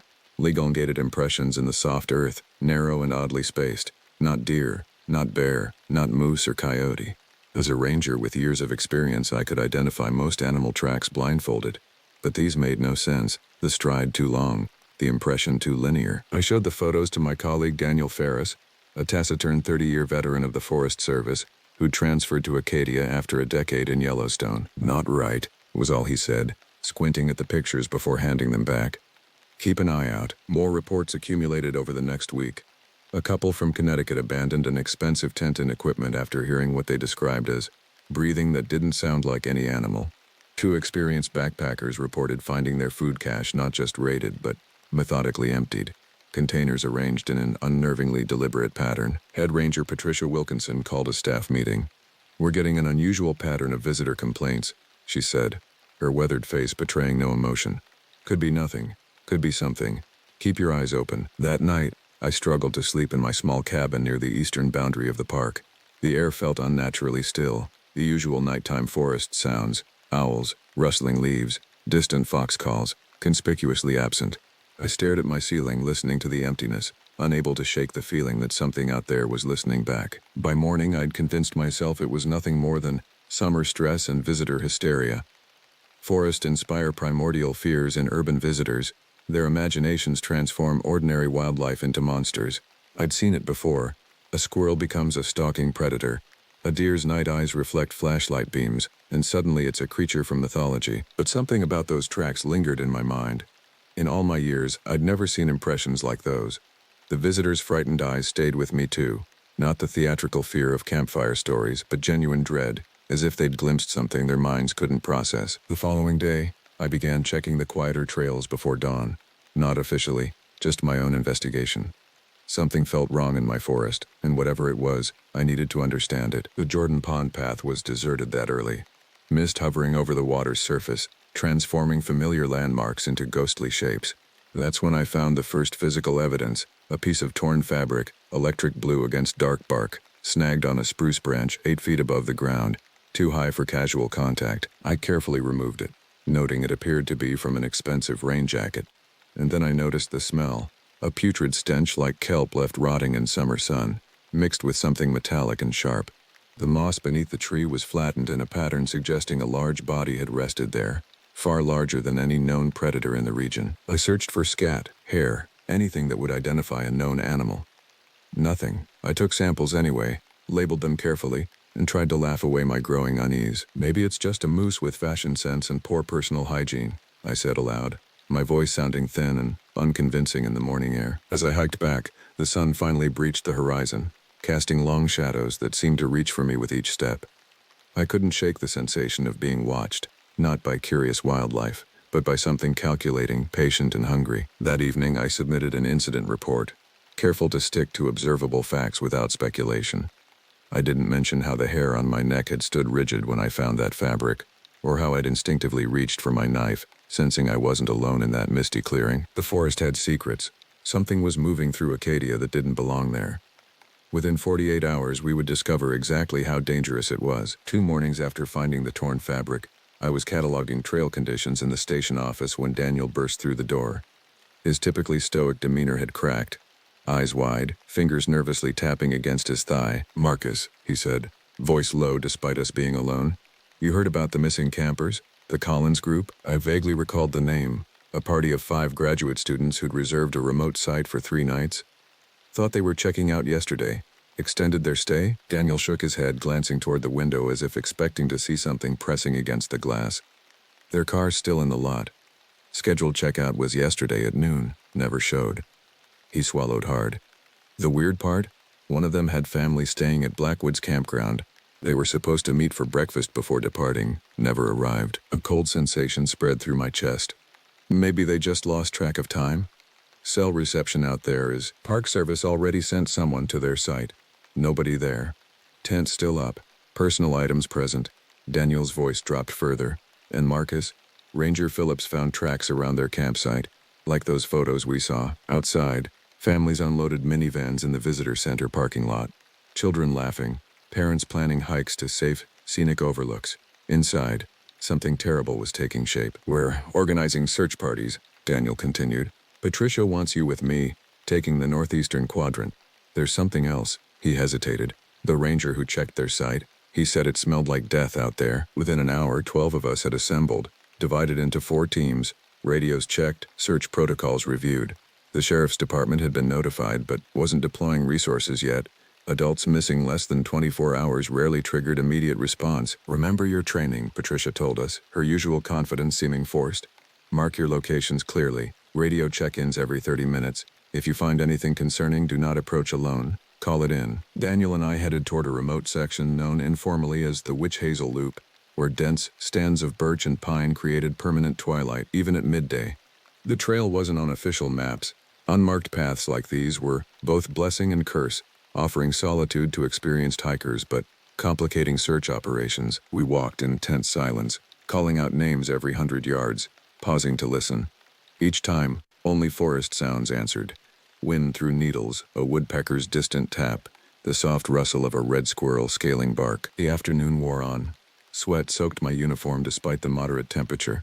We covered 5 miles of difficult terrain, finding nothing but pristine forest. "Maybe they went off trail to photograph something," I suggested, not believing in myself. These were experienced outdoor enthusiasts, not naive tourists who'd chase a deer until hopelessly lost. Daniel didn't respond, his attention fixed on something ahead. He stopped abruptly, raising a hand. "You smell that?" he whispered. The odor hit me then. The same foul stench I'd encountered by the spruce tree, but stronger. My stomach clenched. We'd been downwind before, but now the breeze had shifted, carrying that putrid scent directly to us. "Over here," Daniel said, moving deliberately toward a dense stand of hemlock. We pushed through low branches, the smell intensifying with each step. The forest floor transitioned from pine needles to soggy moss that squelched beneath our boots. Something colorful flashed between tree trunks ahead. Dan, there! My voice caught. 20 yards ahead lay a splash of unnatural color against the forest floor. We approached slowly, boots silent on the spongy ground. As we drew closer, the shape resolved into a collapsed tent, sides shredded as if by massive claws. Around it, the site of violence, backpacks torn open, contents scattered, sleeping bags dragged from the tent and ripped apart. My first thought was bears, but no bear would do this. Bears ransack methodically, focused on food. This destruction seemed purposeful, vindictive. The tent hadn't just been damaged, it had been systematically destroyed, synthetic fabric reduced to ribbons. Marcus. Daniel's voice was barely audible. He pointed to a dark shape half hidden beneath a fallen log 10 yards from the campsite. My body moved automatically while my mind screamed to run. As we drew closer, I recognized what remained of a human form. A young man, possibly mid-20s, his North Face jacket torn open along with the chest beneath it. His face remained intact, frozen in an expression of absolute terror. I felt my hands begin to shake. Daniel went rigid beside me, mouth pressed tight. 20 feet beyond lay another body, and beyond that, a third. Each displayed the same horrific pattern of wounds, not the random mauling of a predator, but something deliberate, almost surgical in its precision. This isn't, Daniel's voice broke. This isn't a normal animal attack. I reached for my radio with trembling fingers, forcing my voice to remain professional as I reported our location and findings. The words "multiple casualties" felt inadequate for the carnage surrounding us. As we waited for others to arrive, I forced myself to examine the scene more clinically, clinging to procedure to keep horror at bay. The strange tracks were everywhere, some partially filled with dark liquid I refused to identify. The spacing suggested incredible speed. Something had moved through this campsite like a whirlwind of destruction. Most disturbing were the wounds themselves. They weren't consistent with teeth or claws, but looked almost mechanical. Flesh torn in straight lines, bones exposed at odd angles. Several victims showed evidence of being gripped and wrenched apart rather than bitten or clawed. When the sheriff finally arrived with additional rangers, the sun had begun its descent, casting long shadows that seemed to reach toward the bodies like grasping fingers. Sheriff Layton, a 20-year veteran who'd handled everything from drownings to murder investigations, stood silent before the scene, his ruddy complexion gone ashen. "Mountain lion," he finally said, but his eyes betrayed his disbelief. "Has to be a predator, we know." No one contradicted him. No one wanted to articulate the truth we all recognized. Nothing known to inhabit these forests could or would kill like this. We covered the bodies, established a perimeter, and began the grim process of documentation. I moved mechanically, following protocol while my mind struggled to process what my eyes had seen. The bodies would need to be transported out, families notified, reports filed with clinical detachment that belied the horror before us. Night approached rapidly. None of us wanted to remain after dark. "We'll resume at first light," the sheriff announced, an edge of relief in his voice. "Full team, forensic support." As we hiked out, I noticed how tightly clustered our group remained, how often flashlight beams darted toward rustling leaves or creaking branches. Professionals reduced to frightened campers by what we'd witnessed. Later that night, Daniel and I sat outside the ranger station, the summer air oppressively still. Coffee grew cold in our mugs as we stared into the darkness beyond the single exterior light. "Have you ever seen anything like this?" Daniel finally asked, breaking an hour's silence. I shook my head, attempting a weak smile. "I'm guessing the park brochure won't be mentioning this." He didn't laugh. Neither of us slept that night. Every snapping twig outside my cabin window jolted me upright, hand reaching for the hunting knife I'd placed beside my bed. By morning, my eyes burned from exhaustion, my hands still trembling as I poured coffee. The forest outside my window looked the same as it had for 5 years. Sunlight filtering through pine needles, chickadees flitting between branches.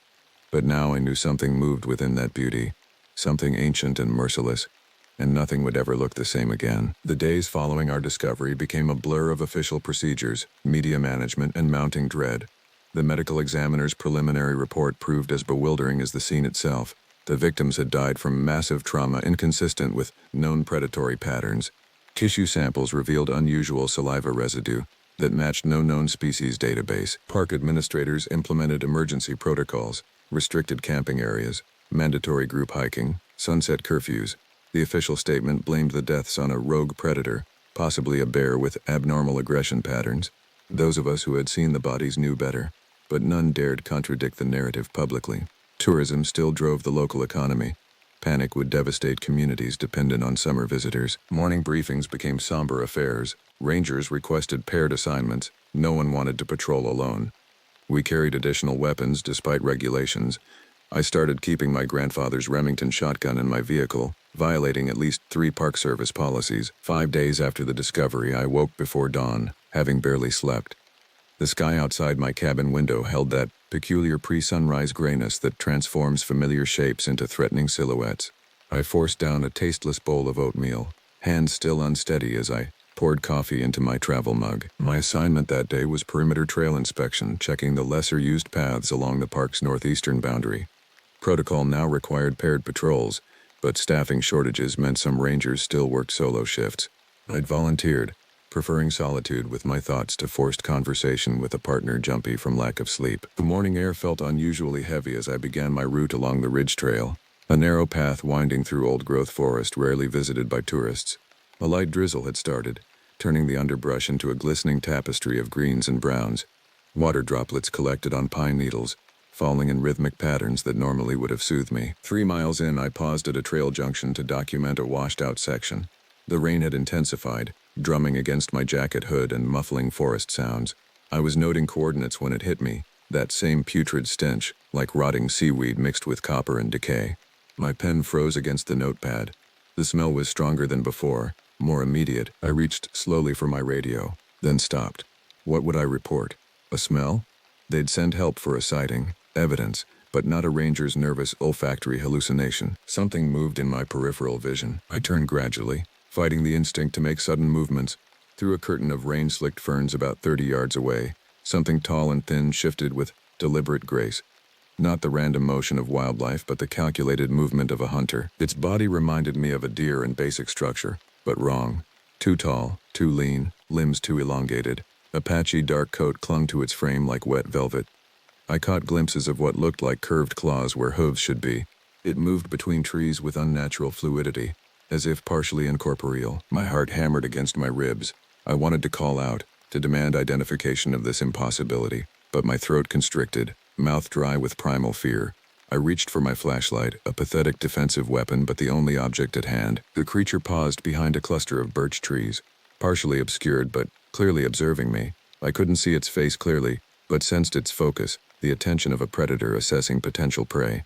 For several excruciating seconds, we remained locked in this tableau, raindrops the only movement between us. Then it simply vanished behind the trees, not the crashing retreat of startled wildlife, but silent, deliberate withdrawal. I stood paralyzed for several minutes, water running in cold rivulets down my neck, before my training reasserted itself.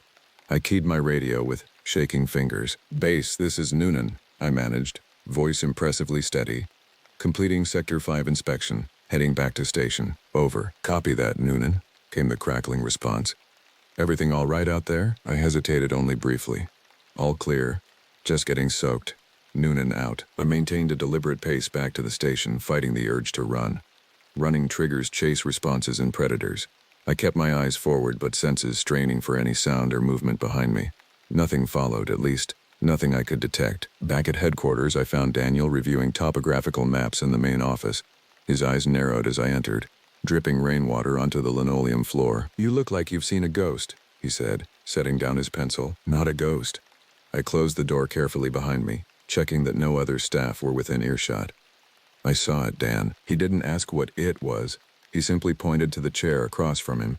"Tell me." I described the encounter in clinical detail. Approximate height, over 7 feet. Estimated weight, impossible to determine accurately but lean. Coloration dark, possibly mottled. Movement patterns, fluid, deliberate, silent. I didn't mention my visceral reaction, the way my body had recognized mortal danger before my mind processed what I was seeing. Daniel didn't scoff or question. He'd seen those bodies. He knew. "We need to tell Patricia," he said finally. "And say what? That I saw Bambi's homicidal cousin?" I laughed bitterly. "They'll think the stress is getting to me. Then we document it privately. Start building a case." Daniel ran a hand through his thinning hair. "And we warn the others." That afternoon, we gathered a small group of trusted colleagues in the equipment shed behind the main building. Alice Chen, a wildlife biologist turned ranger with an encyclopedic knowledge of North American fauna. Mike Deerfield, former Marine and current search and rescue specialist, and Sophie Lamarck, our resident tracking expert who could identify species from partial prints most would miss entirely. I recounted my experience while Daniel distributed coffee in styrofoam cups that trembled slightly in everyone's hands. Whatever this is, I concluded, it's intelligent, it watches, plans, and based on what we found at that campsite, it's incredibly dangerous. Alice spoke first, her scientific training evident in her measured response. There's no documented species matching this description in the region, not in any literature. Doesn't mean it doesn't exist, Mike countered. Plenty of cryptid legends started because people saw something science hadn't cataloged yet. Or it could be non-native, Sophie suggested. Escaped exotic pet, perhaps? Some wealthy collector's illegal import gone rogue? We debated theories as rain drummed against the shed's metal roof. None seemed adequate to explain what I'd seen or what had happened to those campers. We need evidence, Alice finally said. Practical as always. A clear photograph. Tissue sample. Something concrete. How do you propose getting that? I asked. She met my gaze steadily. We set a trap. Not to catch it, just to observe. Document. That's insane, Daniel protested. You saw what it did to those people. We're trained professionals, Alice countered. And we'll be prepared, unlike those campers. We set up a blind near one of the attack sites. Bring proper equipment. If we can get documentation, the authorities will have to take this seriously. Against my better judgment, I found myself nodding. We need to understand what we're dealing with, and so our night watch was planned.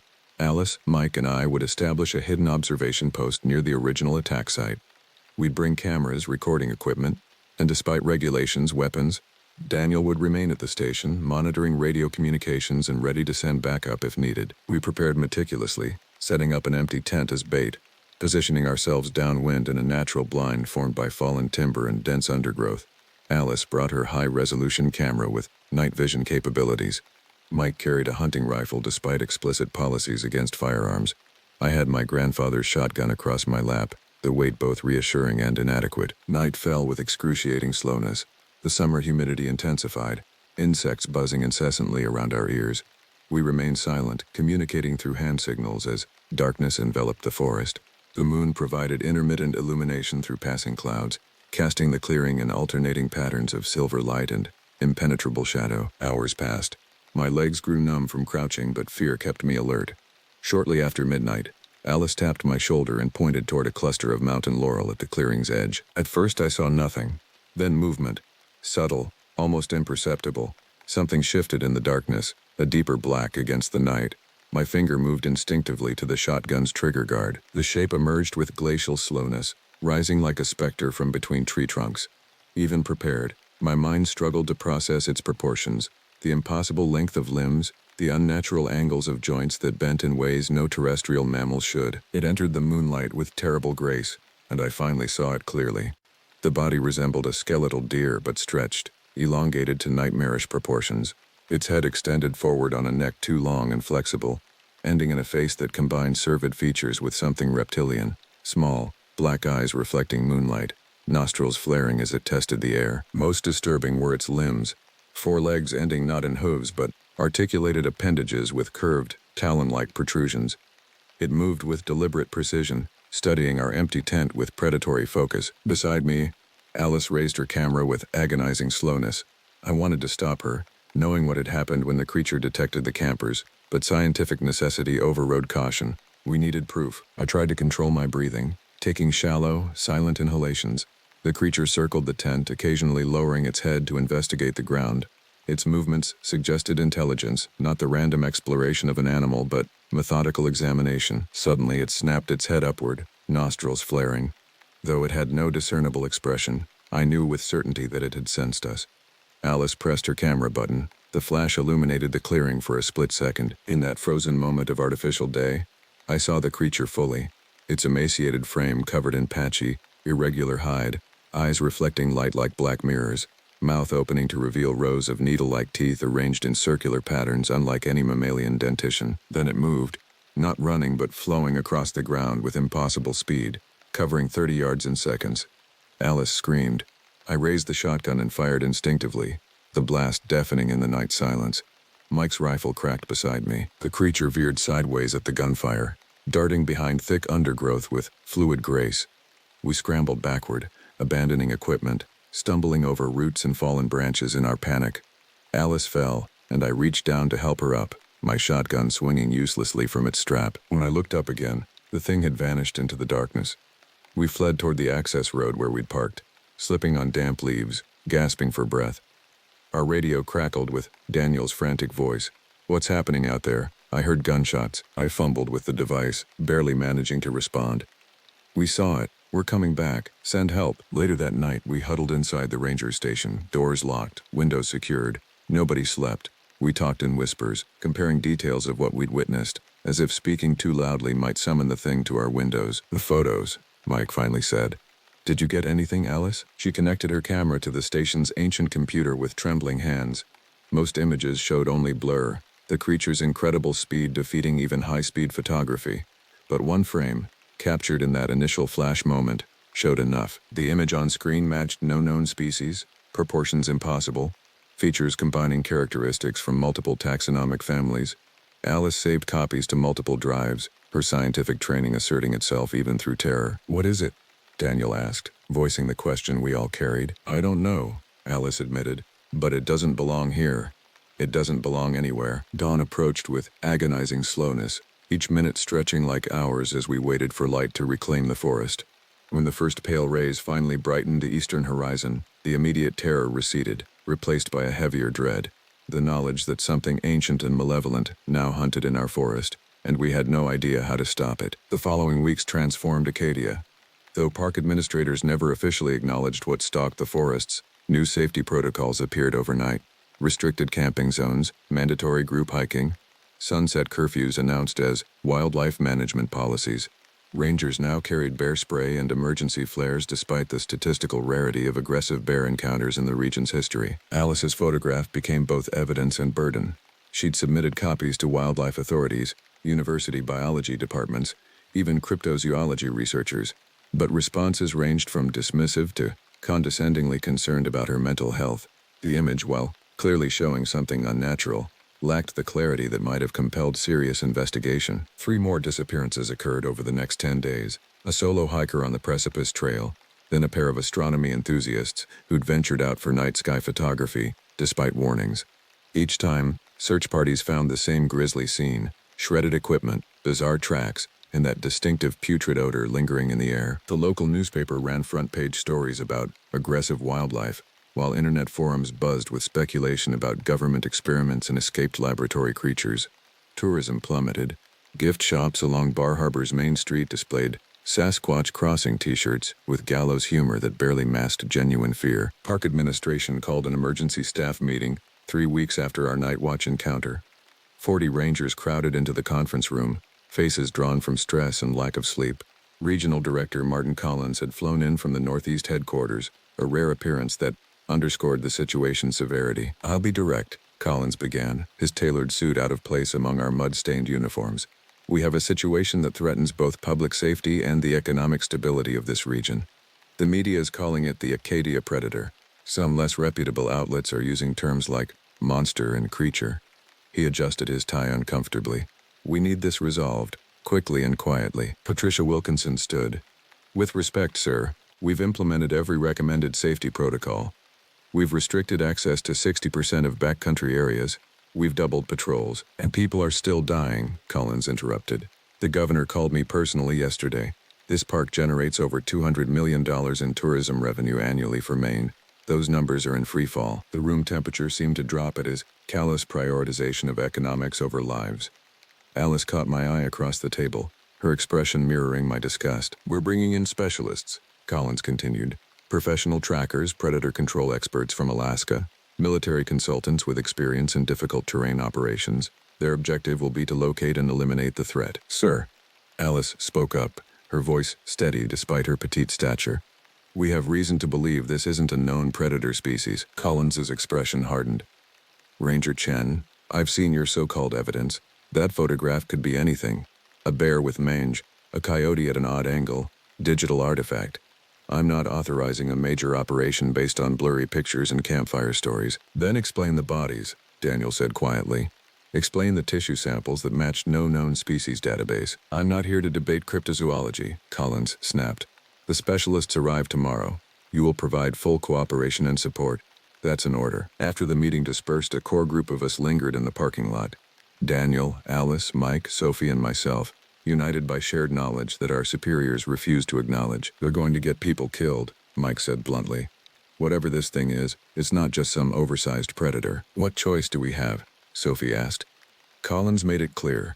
Cooperate or lose our jobs. I leaned against my truck, watching twilight settle over the forest edge. We help them.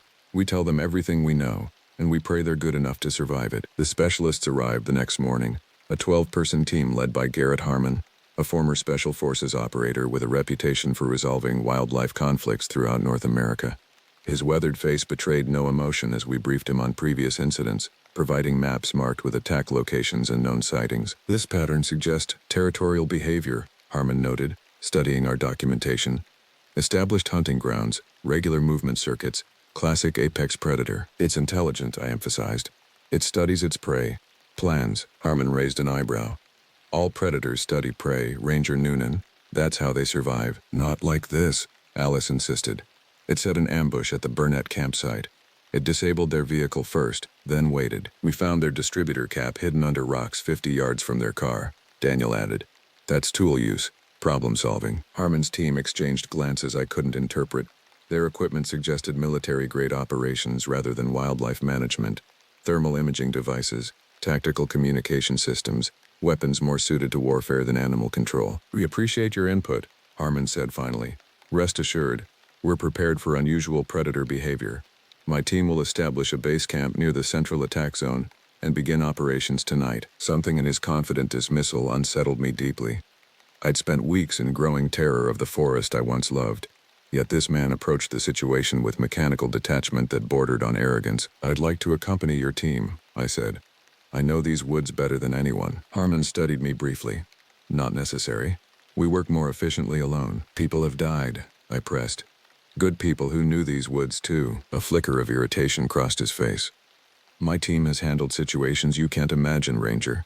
We'll call if we need a tour guide. They departed that afternoon, loaded vehicles disappearing down Forest Service roads toward the heart of the park.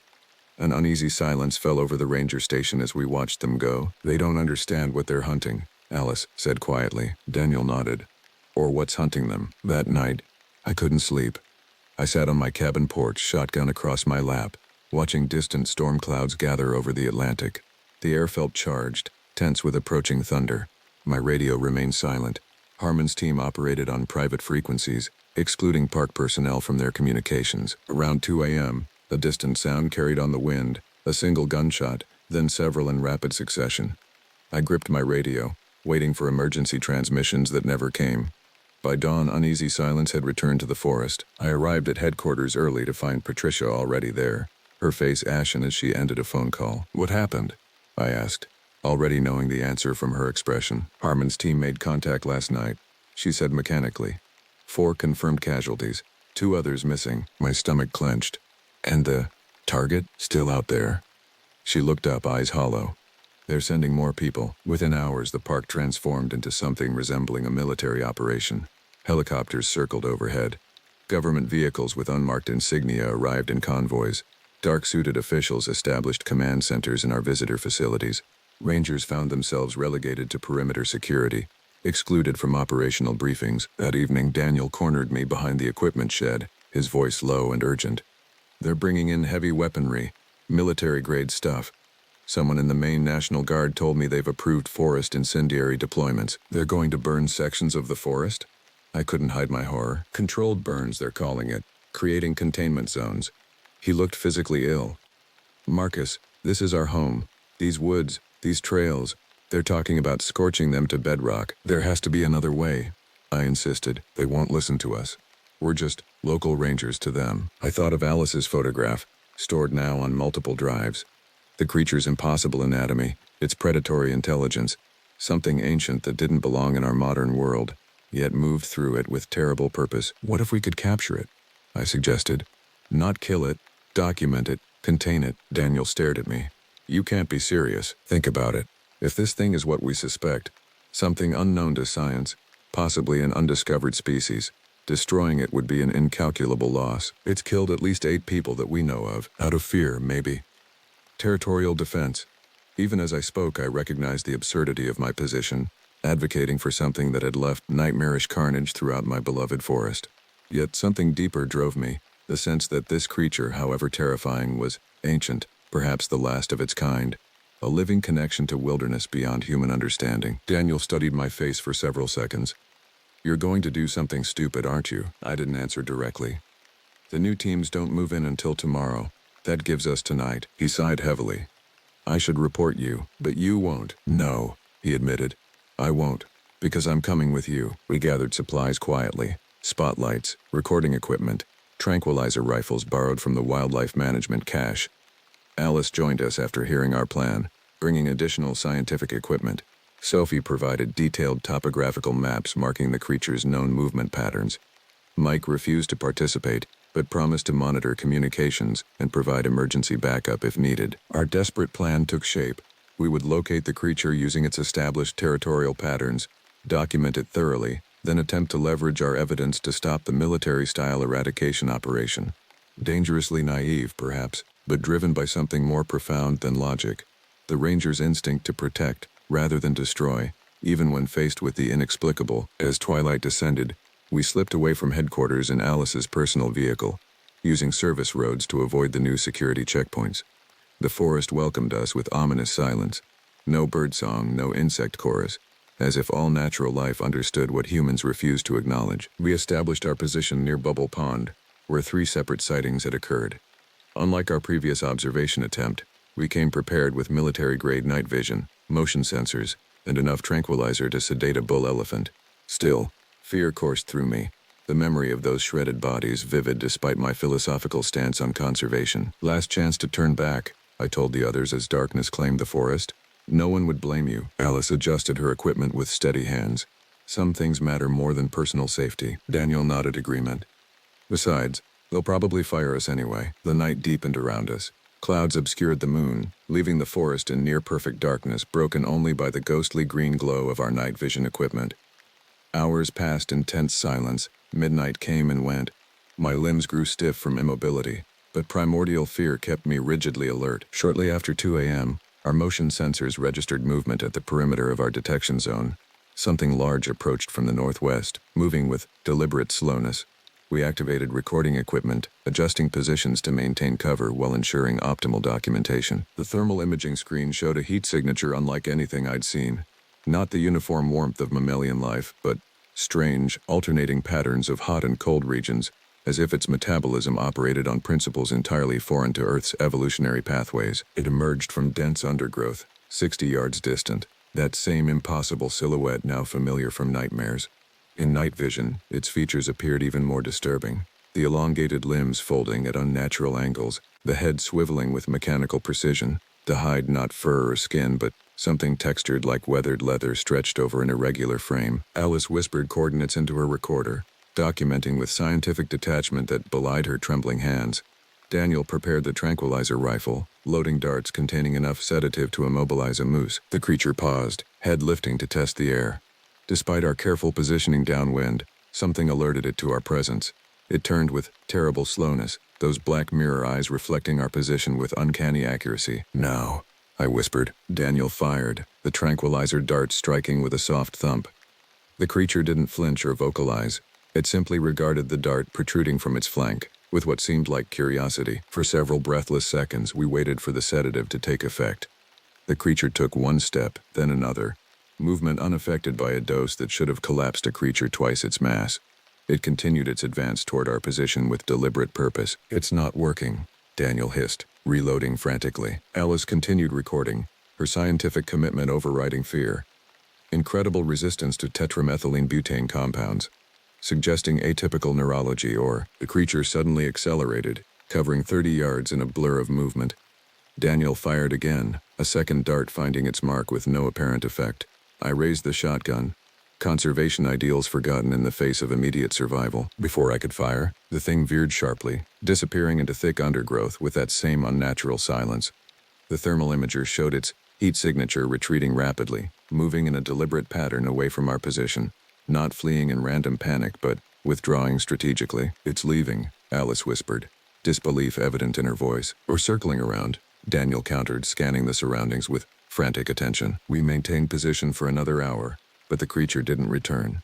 As false dawn lightened the eastern horizon, we gathered our equipment with shaking hands, evidence secured on multiple devices. We had our documentation, thermal imaging, night vision footage, audio recordings of its movement patterns, but we'd also confirmed my deepest fear. This thing couldn't be contained by conventional means. The tranquilizers had no effect. Its intelligence allowed it to recognize threats and adapt strategies accordingly. Whatever this creature was, it operated by rules outside our understanding of biology. As we hiked back toward the service road, I felt no triumph despite our successful documentation. We had glimpsed something from beyond the boundaries of scientific knowledge, a living impossibility that defied categorical placement. And tomorrow, men with flamethrowers and high-caliber weapons would attempt to eradicate it from existence. The forest seemed to watch our departure with ancient patience. Whatever the outcome of tomorrow's military operation, I knew with bone-deep certainty that this would not end as the authorities expected. Some things cannot be controlled, contained, or destroyed by human agency. They can only be witnessed, with all the terror and wonder that entails. The military operation began at dawn. Helicopters thundered overhead as specialized teams deployed throughout the park's eastern section. Roads closed to civilian traffic. Rangers found themselves restricted to headquarters, monitoring communications but excluded from direct participation. We submitted our evidence to Patricia, the footage, thermal scans, measurements, and biological observations captured during our unauthorized expedition. She viewed it in stunned silence, then forwarded everything to the Operation Command Center without comment. Whether it influenced their approach remained unclear. The commanding officials acknowledged receipt but offered no substantive response. By midday, distant explosions echoed across the landscape as controlled detonations cleared dense undergrowth from target zones. Black smoke rose in columns above the tree line. The steady chatter of helicopter rotors continued unabated. Occasionally, radio transmissions leaked through to our frequencies. Terse coordinates, tactical repositioning, once a frantic medical evacuation request. Daniel, Alice, and I sat in grim silence in the ranger station break room, monitoring what little information filtered through official channels. The coffee grew cold in our mugs as afternoon stretched into evening with no resolution. Around dusk, the pattern of operations changed. Helicopter activity intensified over a concentrated area near Gorham Mountain. Radio chatter suggested the target had been cornered in a ravine system with limited exit points. The commanding officer ordered incendiary deployment, controlled burns to force the creature into prepared containment zones. They're going to destroy half the forest, Alice said quietly, tracking the operation on topographical maps. Daniel nodded grimly. And they'll probably still fail. As night fell, the eastern horizon glowed orange, not sunset but firelight as controlled burns expanded beyond their intended boundaries. Emergency protocols activated as winds shifted unexpectedly, pushing flames toward areas designated for evacuation corridors. Shortly after midnight, the operation's communication patterns changed drastically. Frantic radio transmissions requested additional medical support. Helicopter extraction teams deployed to multiple locations. Through fragmentary messages, we pieced together the night's events. The creature had not been contained but had instead moved through the fire lines with apparent immunity to both flames and conventional weapons. Dawn revealed the operation's failure in stark relief. 4 specialized team members dead, 7 injured, hundreds of acres of pristine forest reduced to smoldering ash, and the creature, still uncontained, its location unknown, its existence now impossible to deny yet equally impossible to explain. The following days brought a parade of officials, each layer of government sending representatives to assess the situation. Park operations suspended indefinitely, rangers reassigned to administrative duties while outside specialists took over direct management. 1 week after the failed operation, I was called to Regional Director Collins' temporary office in the administrative building. He looked different, the crisp suit replaced by rumpled clothing, eyes bloodshot from lack of sleep, the confident bureaucratic demeanor fractured by recent events. "Ranger Noonan," he said without preamble, "your footage has been reviewed by several scientific authorities. They've reached no consensus on identification." I waited silently. "The official position," he continued, "will be that an unidentified predator, possibly a previously unrecorded subspecies of known fauna, was responsible for the incidents. The matter is now under the jurisdiction of specialized federal wildlife management." "That's not what it is," I said quietly. "You know that." Collins regarded me with exhausted irritation. "What I know, Ranger, is that my career is effectively over. What I know is that 8 civilians and 4 federal agents are dead. What I know is that telling the truth, whatever that might be, would create panic without providing solutions. He slid a folder across the desk. Your transfer papers. You've been reassigned to Olympic National Park in Washington State. Consider it recognition of your experience rather than punishment for your unauthorized activities. I didn't request a transfer. Nevertheless, you've received one. His tone left no room for discussion. You depart in 2 weeks. Until then, you're on administrative leave. Turn in your park keys and credentials before you leave today. I thought of protesting but recognized the futility. The bureaucracy had reverted to its natural state, containment not of the creature but of information. Damage control prioritizing institutional preservation over truth. That evening, I sat with Daniel and Alice at a bar in Bar Harbor, the exposed wooden beams and nautical decorations incongruously cheerful against our somber mood. Olympic National Park, Daniel mused, nursing his beer. It's beautiful out there. Old-growth forests, mountains. You'll like it. They're separating us, Alice noted. I've been reassigned to Everglades. Daniel to Yellowstone. Different corners of the country. I nodded, understanding the strategy. Divide the witnesses, dilute the shared experience, ensure no concentrated group remained to challenge the official narrative. What do you think it was? Daniel asked after a long silence. Really? I considered the question that had haunted me for weeks. Something old, I finally said. Something that was here before us and will be here after. Something that doesn't belong to our categories or classifications. A cryptid, Alice suggested, the scientist in her, still seeking taxonomy. More than that, I countered. Cryptids are just undiscovered animals. This was. I struggled to articulate the bone-deep certainty that had grown within me. This was something that exists alongside our reality but separate from it. Something that occasionally crosses over. They didn't argue. We'd all seen it. The impossible anatomy, the intelligence, the way it moved through physical space as if partially liberated from its constraints. My final 2 weeks in Acadia passed in a haze of paperwork and silent farewells. The park remained partially closed, the eastern sections declared off-limits due to environmental remediation following controlled burns. Local newspapers reported decreased sightings of wildlife throughout the region, as if natural inhabitants understood something humans refused to acknowledge. On my last day, I drove to the oceanside cliffs near Otter Point, a location far from the recent events. The August air carried the scent of salt and pine. Sunlight glittered across the Atlantic surface.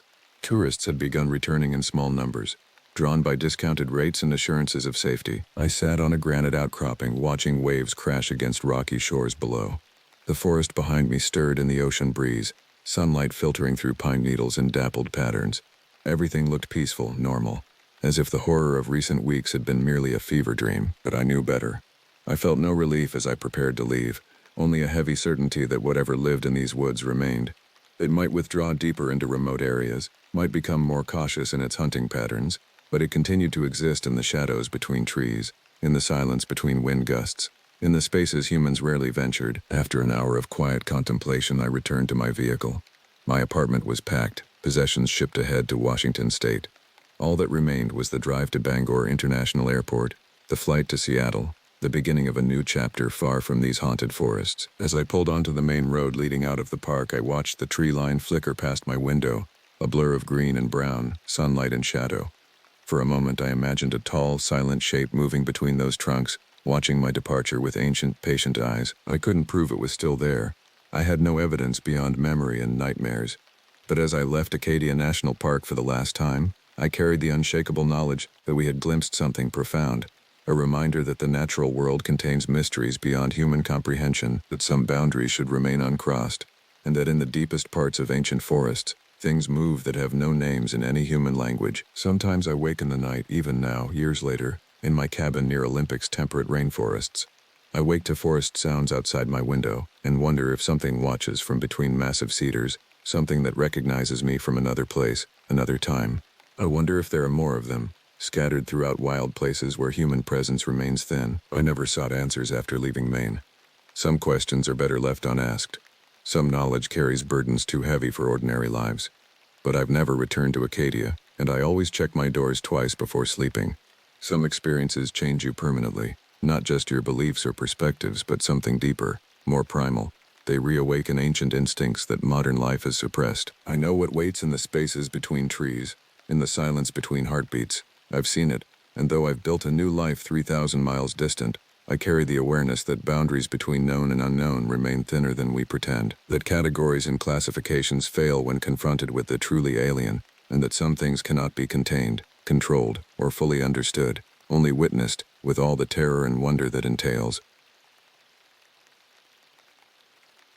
I learned this truth during my 3rd year as a park ranger in the Whispering Pines National Forest, where the Douglas firs grow so thick that noon feels like twilight, and the silence between the trees carries weight like a held breath. Some places on this earth aren't meant for human footsteps, aren't meant to be mapped or named or claimed.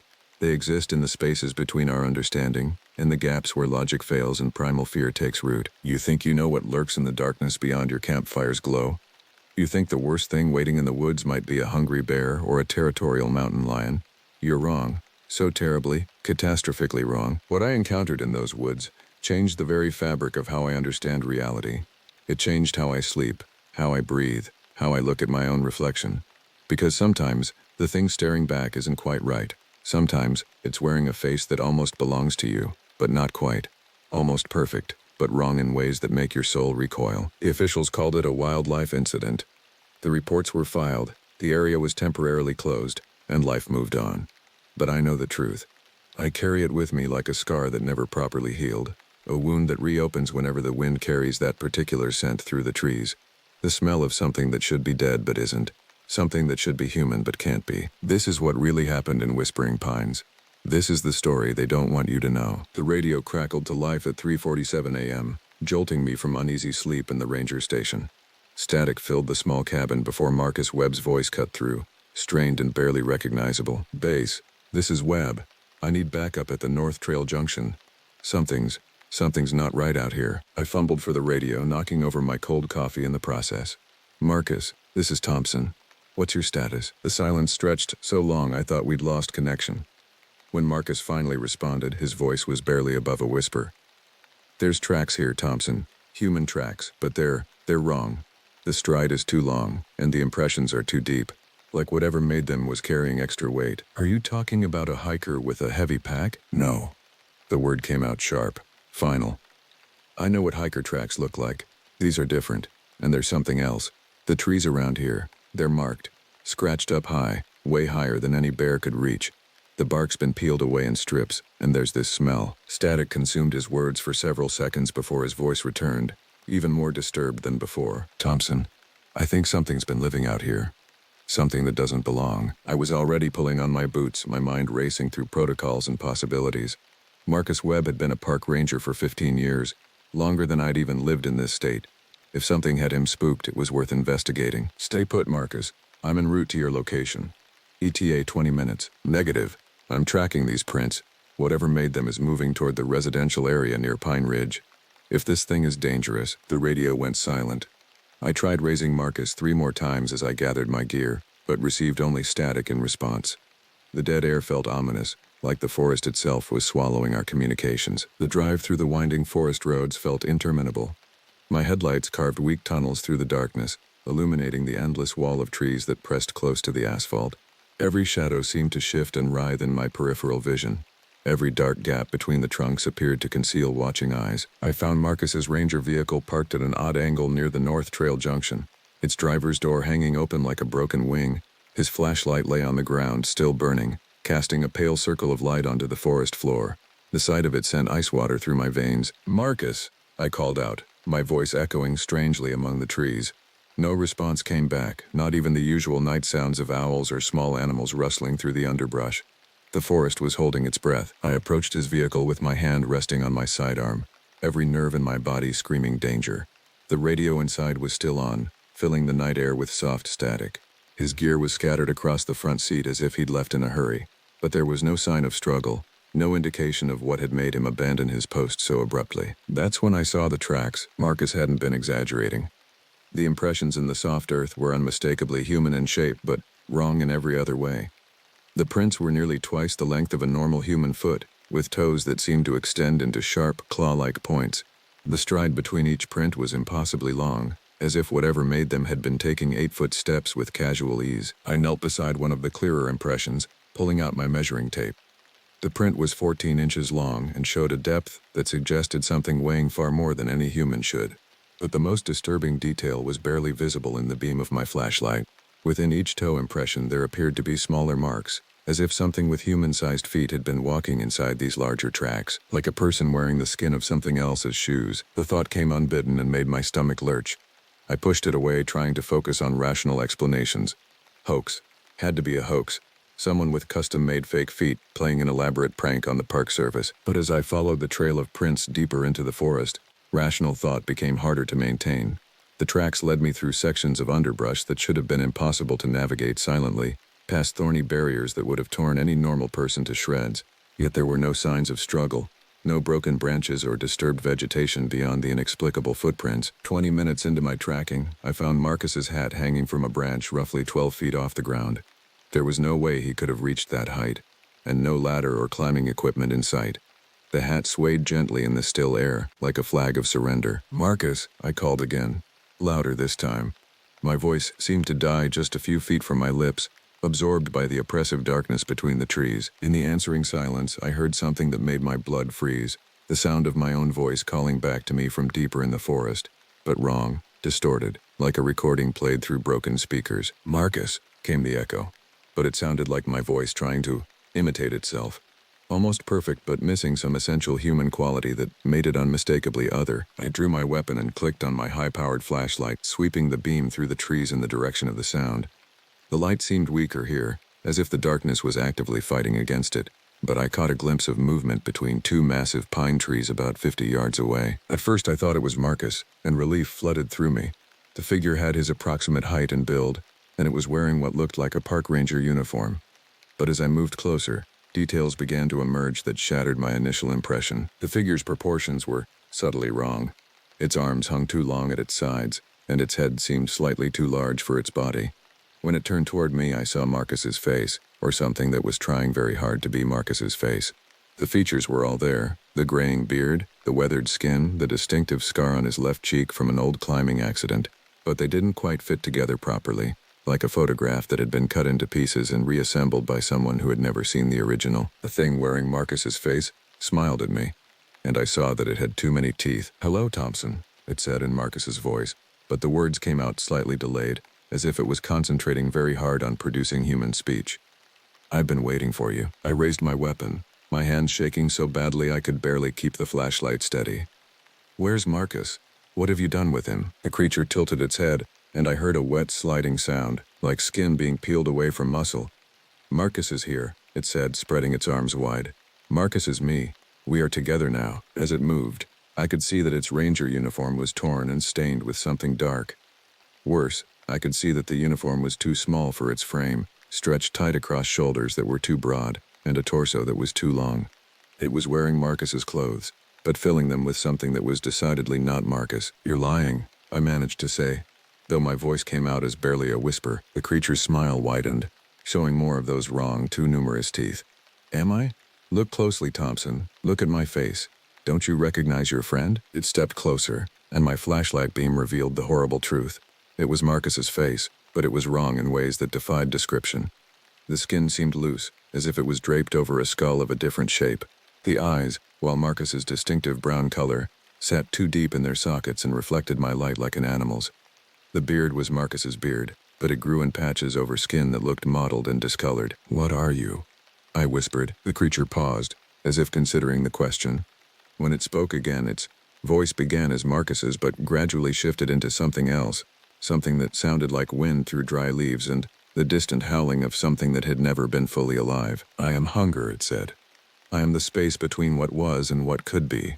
I am the shadow that learns to walk upright, and the echo that learns to speak. I wear what I need to wear, become what I need to become." It took another step closer, and I could smell it now, the odor Marcus had mentioned over the radio. It was the smell of meat left too long in the sun, of flowers rotting in stagnant water, of something fundamentally wrong with the natural order of decay and renewal. "I have been Marcus," it continued, its voice now completely inhuman. "I have learned his memories, his mannerisms, his fears. I know about his daughter in Portland, his ex-wife who never returned his letters, his secret drinking problem that he thinks nobody knows about. I know him better than he knew himself." The creature spread its arms again, and I could see that its fingers were too long, ending in what looked like human fingernails that had been filed to sharp points. "Soon, I will be you, Thompson. I will learn your shape, your voice, your thoughts. I will wear your skin like a comfortable coat. and walk among your people, and they will never know the difference. I fired 3 shots center mass, the muzzle flashes strobing through the darkness like lightning.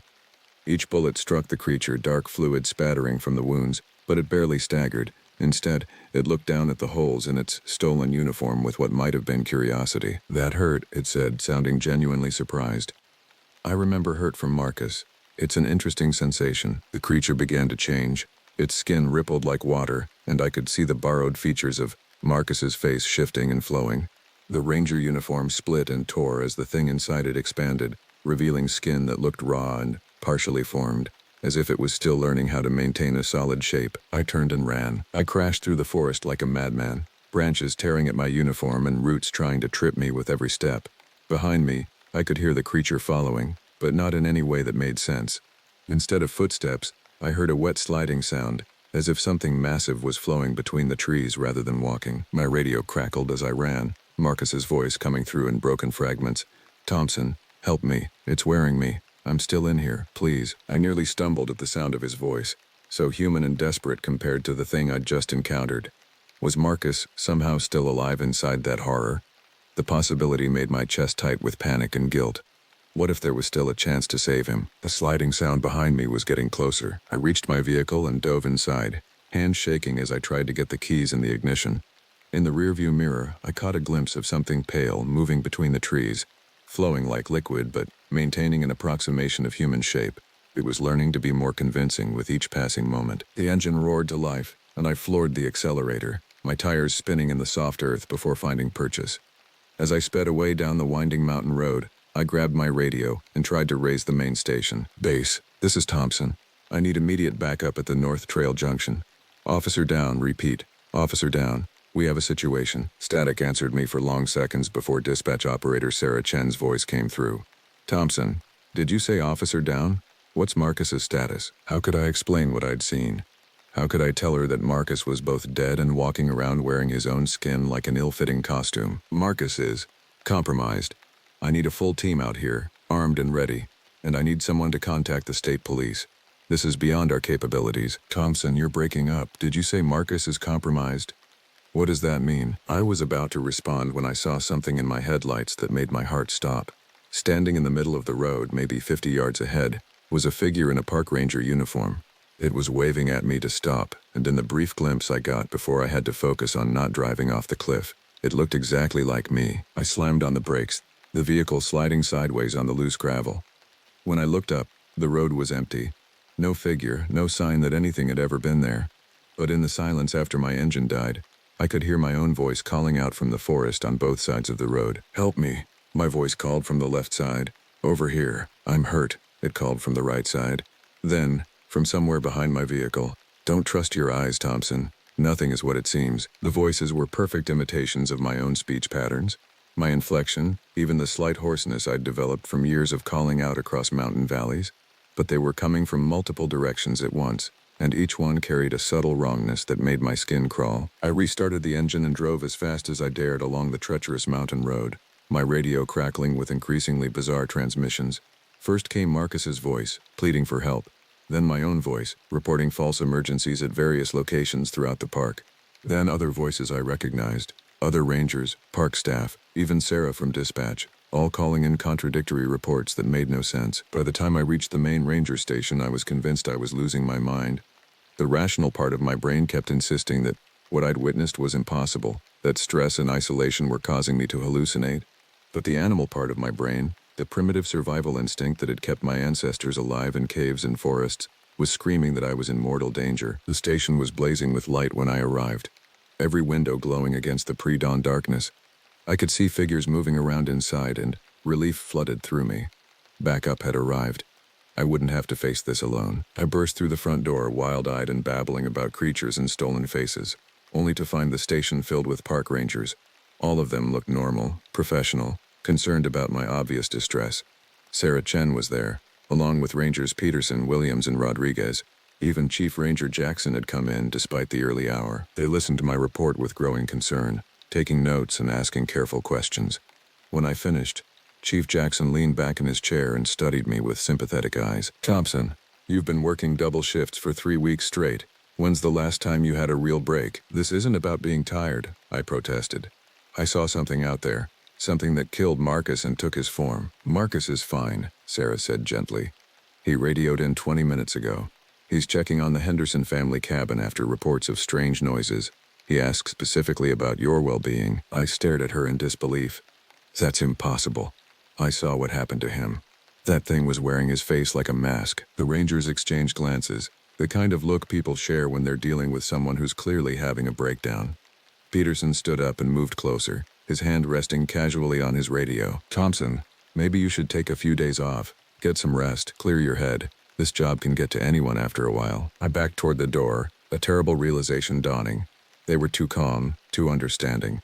Real people would be demanding proof, asking for details, maybe even expressing skepticism, but not this practiced sympathy. Real people would be concerned about Marcus if they believed my story, or concerned about me if they didn't. They wouldn't be this perfectly, artificially reasonable. What did Marcus say when he radioed in?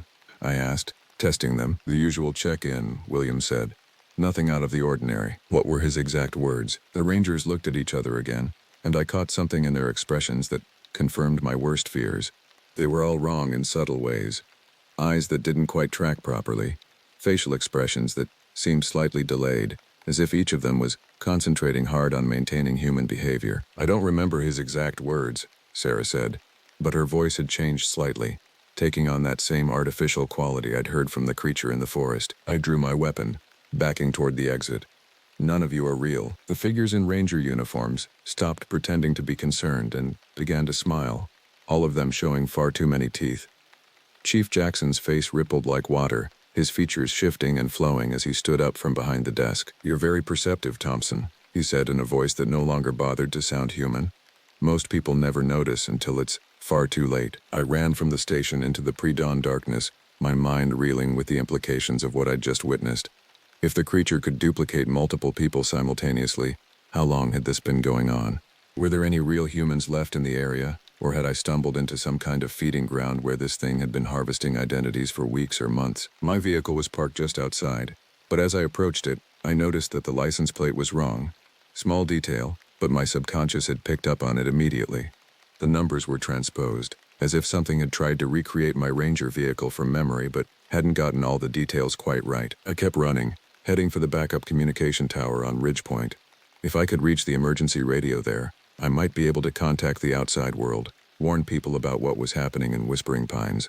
But the trail to Ridge Point was treacherous in daylight, and attempting it in darkness seemed like suicide. Behind me I could hear multiple voices calling my name, all of them perfect imitations of people I knew and trusted. My mother's voice, pleading for me to come home. My ex-girlfriend Rebecca, apologizing for the fight we'd had before I took this job. My college roommate, Dave, suggesting we grab a beer and talk about old times. Each voice was emotionally manipulative, designed to prey on my loneliness and desire for human connection. The creature, or creatures, had somehow accessed my memories and was using them against me. But how? When had it learned about my personal life? The answer came to me as I stumbled through the underbrush. Marcus. If the thing had somehow absorbed Marcus's memories and personality, it would have learned everything he knew about me. We'd worked together for over a year. Shared countless conversations during long shifts, talked about our pasts and our fears and our hopes for the future. It knew me almost as well as I knew myself. The voices behind me grew more sophisticated, more emotionally complex. Now I heard my father, who died 5 years ago, telling me he was proud of the man I'd become. I heard my sister Amy, who lived 3 states away, saying she missed me and wished I'd visit more often. I heard my old dog Rex, somehow speaking in human words, asking why I'd never come back for him after I moved away for college. Each voice hit me like a physical blow, dredging up guilt and regret and longing that I'd spent years trying to bury. I stumbled and nearly fell, tears streaming down my face as the creature exploited every emotional weakness I'd ever had. But that's when I realized something crucial. It was making mistakes. My father had never told me he was proud of me. That was wishful thinking on my part, not actual memory. Amy had visited me just 6 months ago, not the other way around. And Rex had died of cancer when I was 12, years before I'd left for college. The creature was reading my emotions and desires, not my actual experiences. It was telling me what I wanted to hear, not what had actually happened.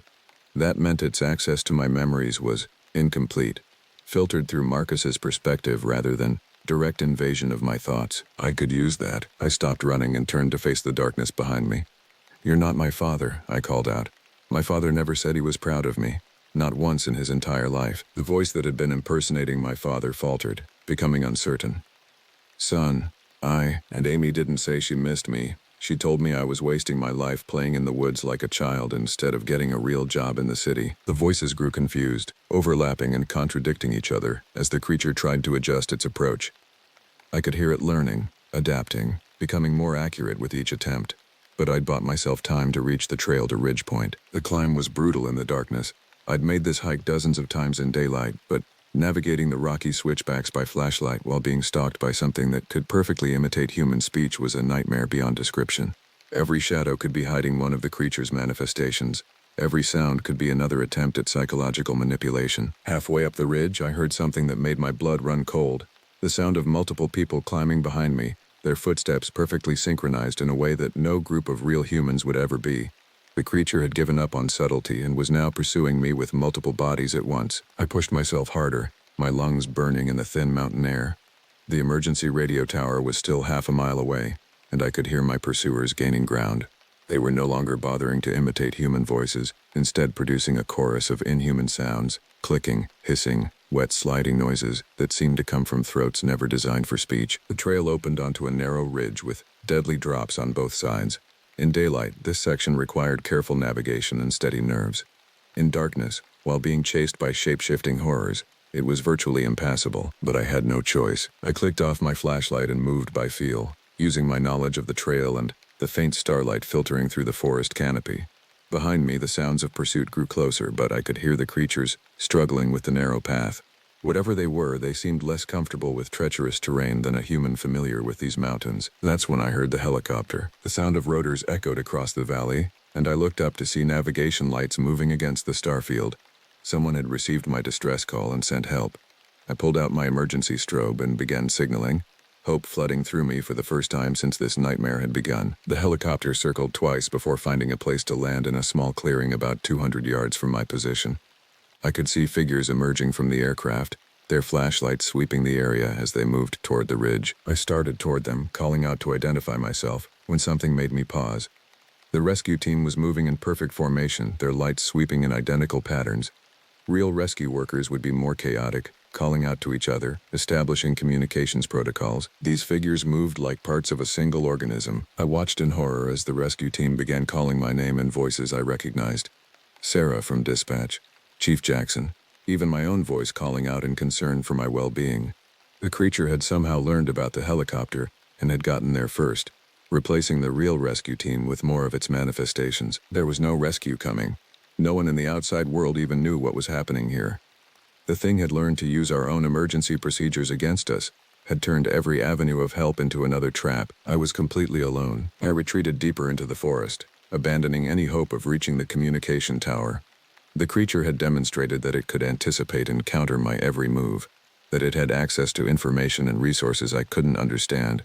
My only advantage was my intimate knowledge of these mountains and my growing understanding of the thing's limitations. It could imitate human speech and behavior perfectly, but it struggled with complex terrain. It could access memories, but only indirectly through its victims, and most importantly, it seemed to require time and proximity to create accurate duplications. The small errors I'd noticed suggested that its mimicry wasn't instantaneous or effortless. I made my way to Devil's Hollow, a deep ravine where cell phones didn't work and compasses spun wildly due to some kind of magnetic anomaly. The area had always made me uncomfortable, but now it seemed like my best chance for hiding. If the creature relied on technology or electromagnetic fields for tracking, the hollow might provide some protection. The descent into the ravine was treacherous, requiring rock climbing skills and complete trust in handholds that I couldn't properly see. But I'd explored this area extensively during my first year as a ranger, mapping the geological features for a research project that never got published. I knew every ledge, every crevice, every hidden cave. At the bottom of the ravine, I found the small cave where I'd taken shelter during a sudden storm 2 summers ago. It was barely large enough for one person, hidden behind a screen of fallen rocks, and completely invisible from above. I crawled inside and tried to catch my breath, my hands shaking from exhaustion and terror. For the first time in hours, I had a moment to think clearly about what I was dealing with. The creature exhibited intelligence, adaptability, and capabilities that defied everything I knew about biology and physics. It could somehow absorb and replicate human consciousness, at least partially. It could exist in multiple bodies simultaneously. It could perfectly mimic human appearance and behavior while maintaining inhuman physical capabilities. What was it? Where had it come from? And most importantly, what did it want? The answer to the last question seemed obvious. It wanted to replace humanity, one person at a time. But why? Was it some kind of invasive species like zebra mussels or kudzu that had found an ecological niche it could exploit? Was it a parasitic organism that required human hosts to survive? Or was it something else entirely? Something that existed in spaces our science hadn't yet learned to measure. I was pondering these questions when I heard a sound that made my heart stop.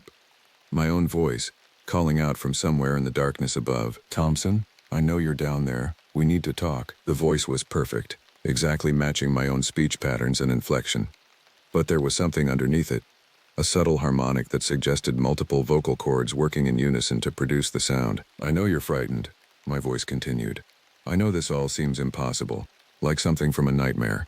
But I'm not your enemy, Thompson. I never was." I pressed myself deeper into the cave, hardly daring to breathe. "I am evolution," the voice said, and now I could hear the inhuman qualities more clearly.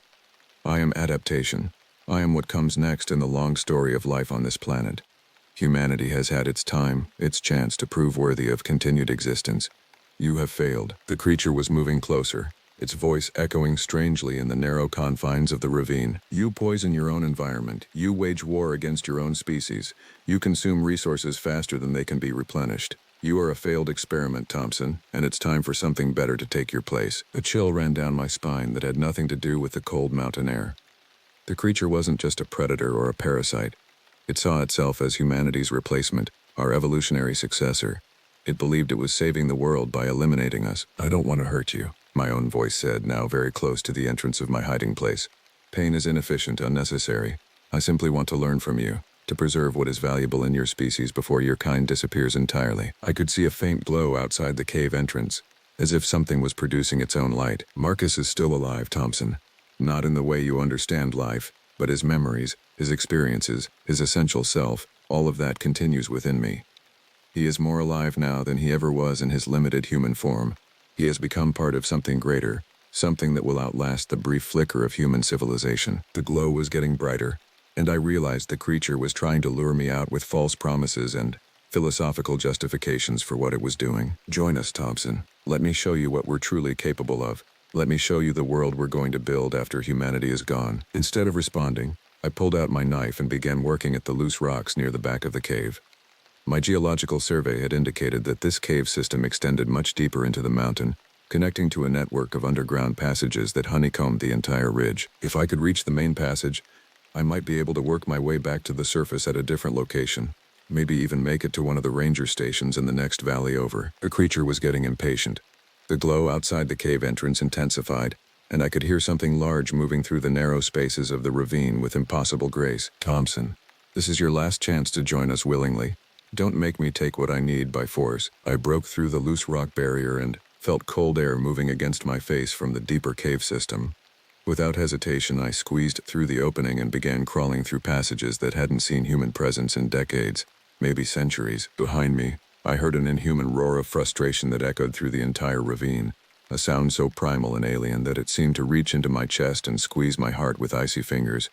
The creature had revealed its true nature at last, dropping all pretense of humanity in its rage. I crawled faster, following the air current deeper into the mountain, leaving the thing that had been wearing my face to rage impotently in the darkness behind me. The cave system was a labyrinth of narrow passages and cathedral-sized chambers, carved from the mountain by millions of years of flowing water.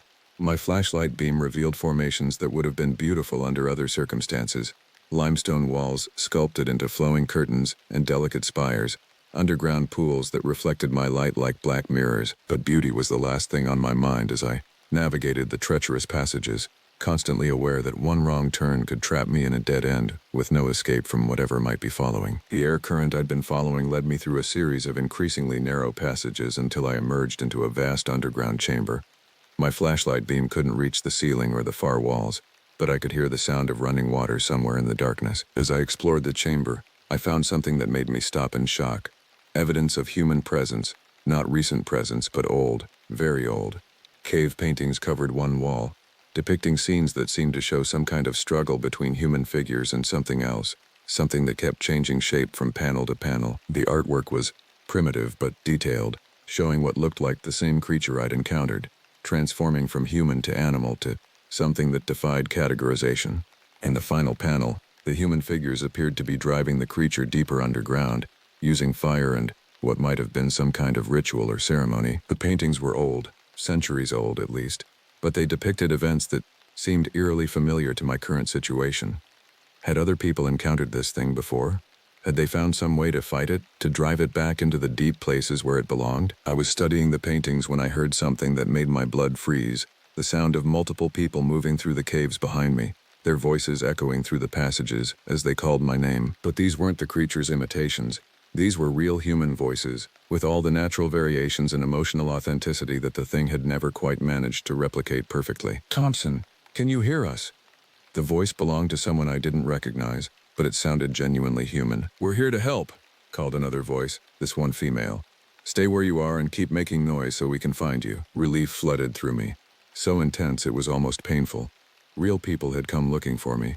Someone in the outside world had realized something was wrong and had sent an actual rescue team. I was about to call out when something made me hesitate. The creature had proven incredibly sophisticated in its mimicry. What if this was just another trap, another psychological manipulation designed to lure me into the open? I listened more carefully to the approaching voices, analyzing them for the subtle wrongness I'd learned to detect. But they sounded completely authentic. Tired, stressed, occasionally arguing with each other about which passage to take. Real people lost in a cave system, trying to find someone they'd been sent to rescue. "Thompson, if you can hear us, we need you to respond," called the male voice. "We're with the FBI. We've been tracking reports of missing persons in this area, and we think you might be in danger." The FBI. That made sense. If multiple people had gone missing, if the creature had been operating for longer than I'd realized, federal authorities would eventually get involved. I made my decision and called out, "I'm here." In a large chamber with cave paintings, the sounds of pursuit changed direction, and within minutes I could see flashlight beams moving through the passages leading to my location. Two figures emerged from the darkness, a man and woman in their 30s, dressed in tactical gear and carrying equipment I didn't recognize. "Agent Sarah Mitchell, FBI," the woman said, showing me her badge. "This is Agent David Park. Are you injured?" "No, but there's something in these mountains," I said, the words tumbling out in a rush. "Something that can mimic human appearance perfectly. It killed my partner and has been impersonating multiple people.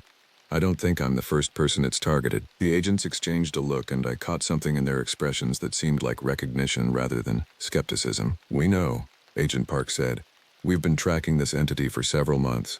You're the first person to survive an encounter and escape to tell us about it." "Entity?" I asked.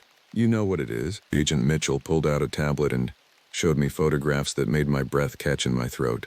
They were surveillance photos from various locations around the country, all showing the same pattern: missing persons, impossible duplications, communities where people had been replaced by something that wore their faces but lacked their essential humanity. "We call it a mimic," she said. "We don't know what it is exactly, whether it's extraterrestrial, interdimensional, or something else entirely, but we know it's been operating for decades, maybe centuries. It infiltrates isolated communities, learns to duplicate the residents, then uses them as camouflage to spread to larger populations." "The cave paintings," I said, gesturing to the wall. "They show the same thing. Ancient humans fighting something that changed shape." Agent Park examined the paintings with obvious interest. "This confirms our theory about the entity's historical presence.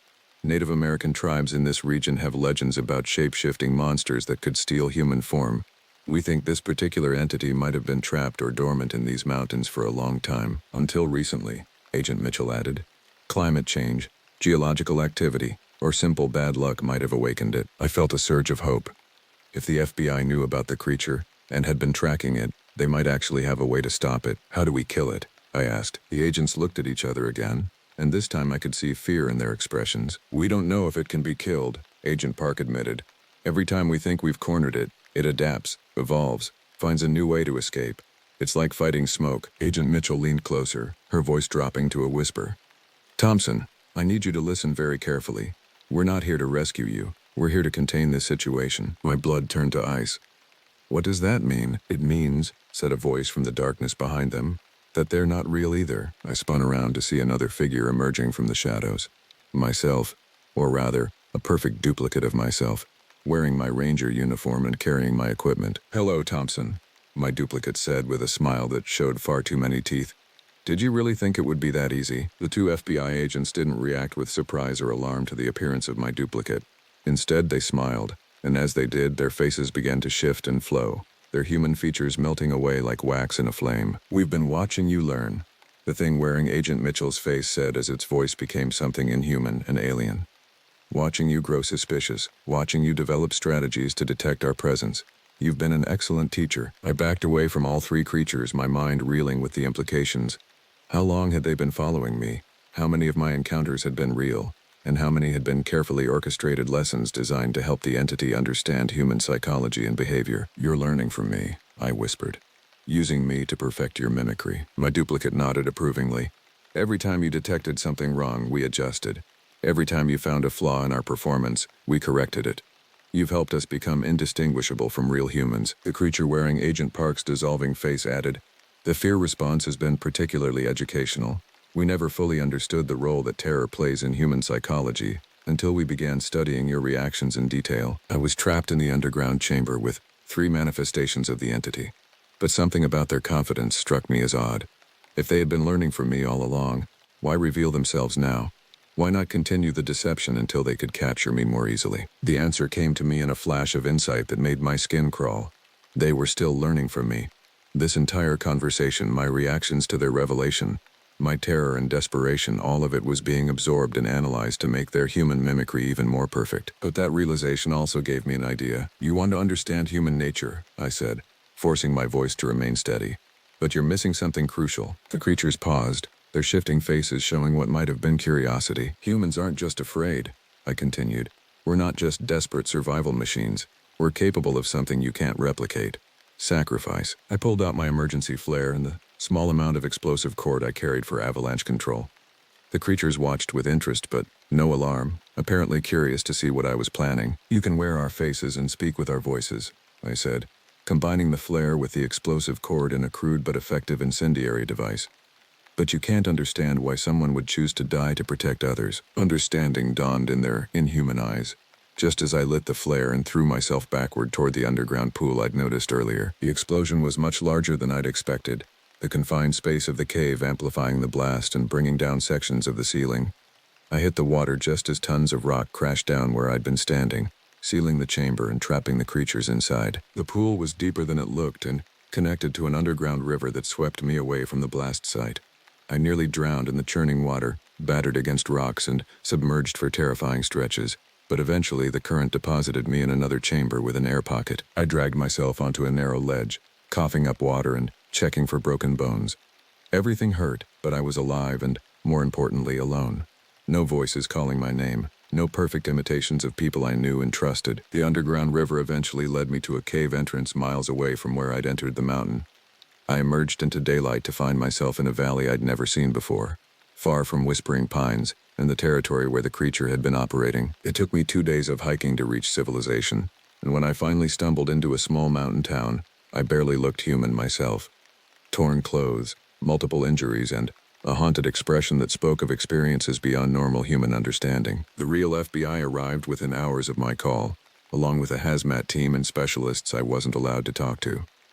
They sealed off the entire area around Whispering Pines, citing a biological contamination event. I never learned whether they found anything in the collapsed cave system or what became of the creature.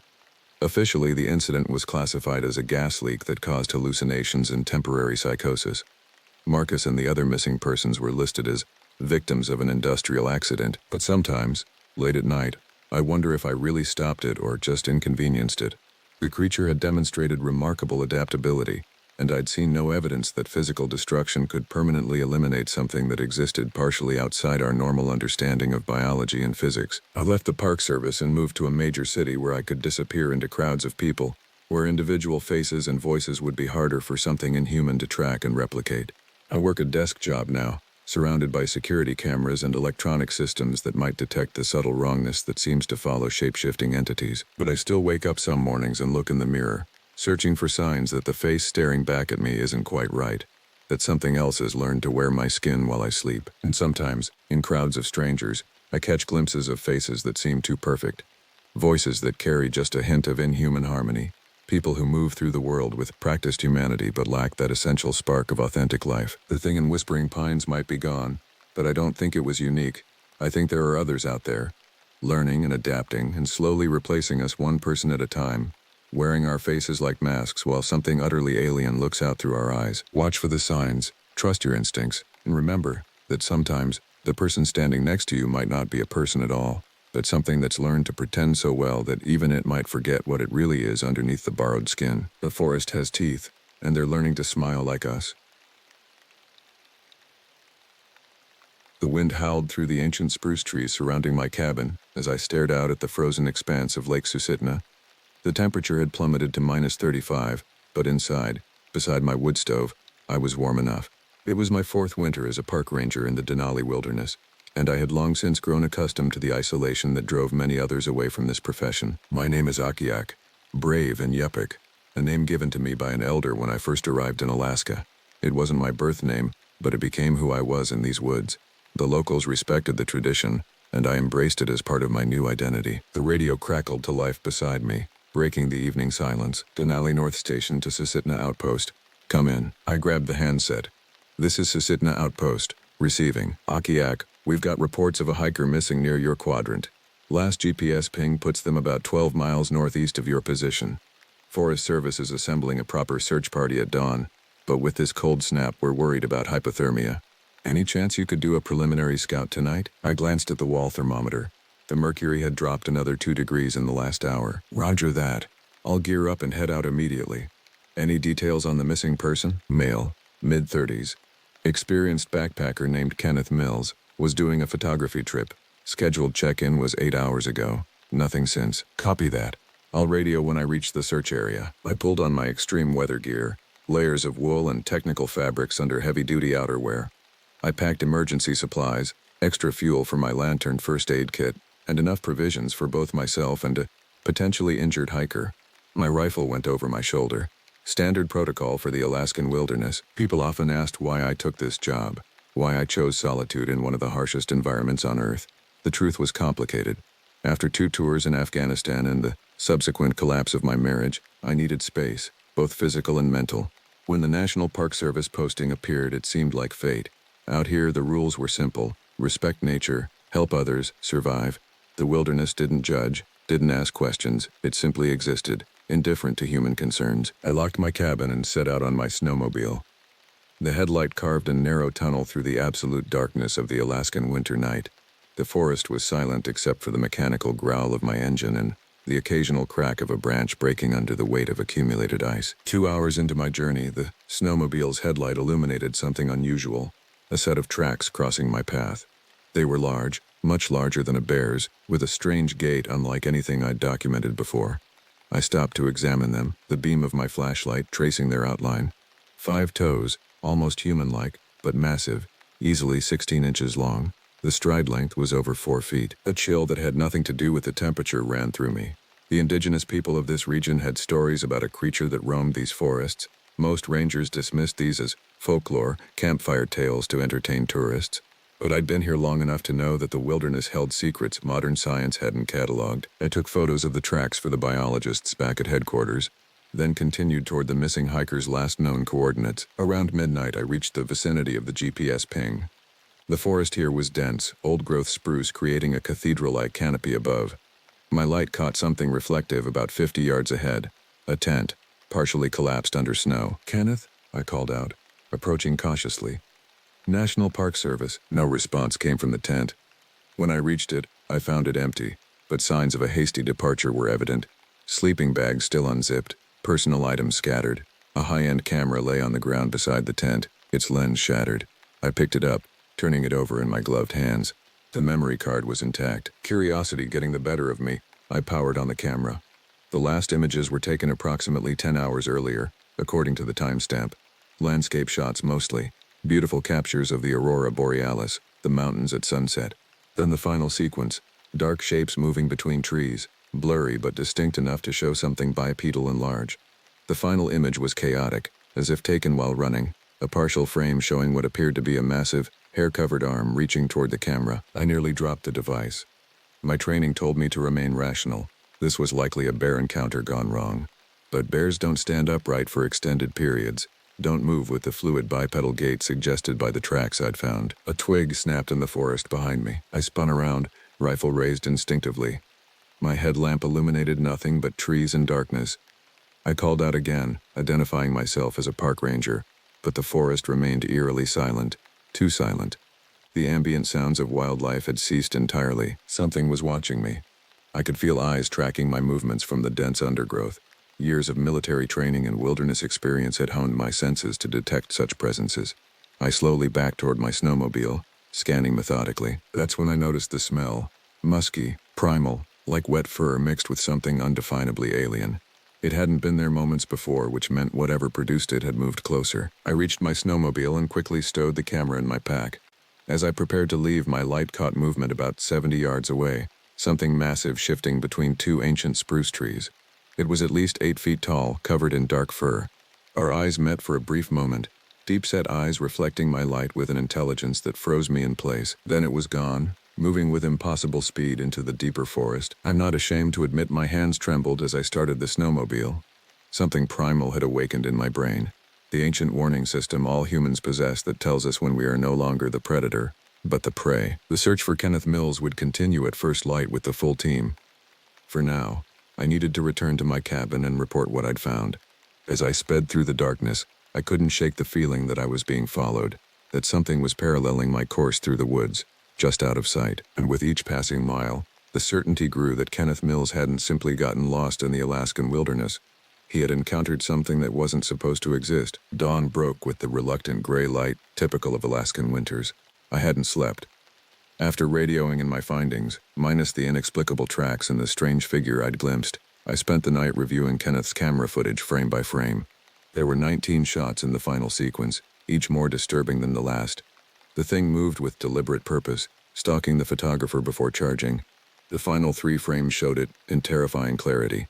Massive shoulders, powerful limbs covered in dark brown fur, and that face, disturbingly close to human, yet profoundly wrong. I transferred the images to my laptop and sent them to my personal email. Something to examine more closely later. The official search party would arrive within the hour, and I needed to prepare. At 8:15 a.m., 2 Forest Service helicopters landed in the clearing near my cabin. 8 people disembarked, 4 rangers, 2 wilderness guides, a medical technician, and a man I didn't recognize, dressed in civilian clothes but carrying himself with official authority. The search coordinator, Ranger Jacobs, made introductions. Akiak, this is Dr. Russell Bennett from the University of Alaska's Wildlife Biology Department. He's joining us to consult on possible wildlife encounters. Bennett nodded tersely, his eyes scanning the tree line. I understand you were first on scene. Yes, I replied, describing the abandoned campsite and signs of disturbance, carefully omitting any mention of the unidentifiable tracks or the figure I'd seen. Years in this profession had taught me that reporting unexplainable phenomena was the fastest way to get reassigned to desk duty. We formulated a search plan, breaking into 4 teams of 2. Dr. Bennett insisted on partnering with me, which immediately raised my suspicions. As we hiked away from the others, following the eastern quadrant of the search grid, his pretense quickly dropped. You saw something out there last night, didn't you? Bennett asked, his voice low. Something you didn't include in your report. I stopped walking. What makes you say that? Because I've interviewed 12 people in the last 5 years who've had similar encounters in this region, and because I'm not actually with the Wildlife Biology Department. He pulled out an ID card that identified him as part of something called the Wilderness Anomaly Research Division. Never heard of it, I said flatly. That's by design. We're a small interdisciplinary team that investigates patterns of unexplained phenomena in remote wilderness areas. He paused, studying my reaction. Most of it turns out to be misidentification, folklore, or hoaxes. But occasionally what? Occasionally we find evidence that suggests certain cryptid species might not be entirely mythical. I laughed, though it sounded hollow even to my ears. You're talking about Bigfoot. Bennett didn't smile. I'm talking about an unidentified bipedal primate that has been consistently reported in this region for centuries. The Athabascan peoples called it Tornit or Urayuli, depending on the tribe. The Russians who first colonized Alaska had records of encounters dating back to the 1700s. I shifted uncomfortably, remembering those eyes reflecting my headlamp. Even if I had seen something, which I'm not saying I did, what difference would it make? We're here to find a missing hiker. That's precisely my point, Bennett said gravely. If what took Mills is what I think it is, we're not just looking for a man lost in the woods. We're looking for a victim. His words hung in the freezing air between us. Finally, I made a decision and pulled out my phone, showing him the photos I'd saved from Kenneth's camera. Bennett's eyes widened as he swiped through them. These are remarkable. He looked up at me. And you saw it yourself? I nodded reluctantly. At a distance, it was watching me from the trees. Did it vocalize? Make any sounds? No. It was completely silent, but it moved. Wrong. Too fast for something that size. Bennett was silent for a long moment. The incidents have been increasing in frequency. 3 hikers gone without a trace in the past year.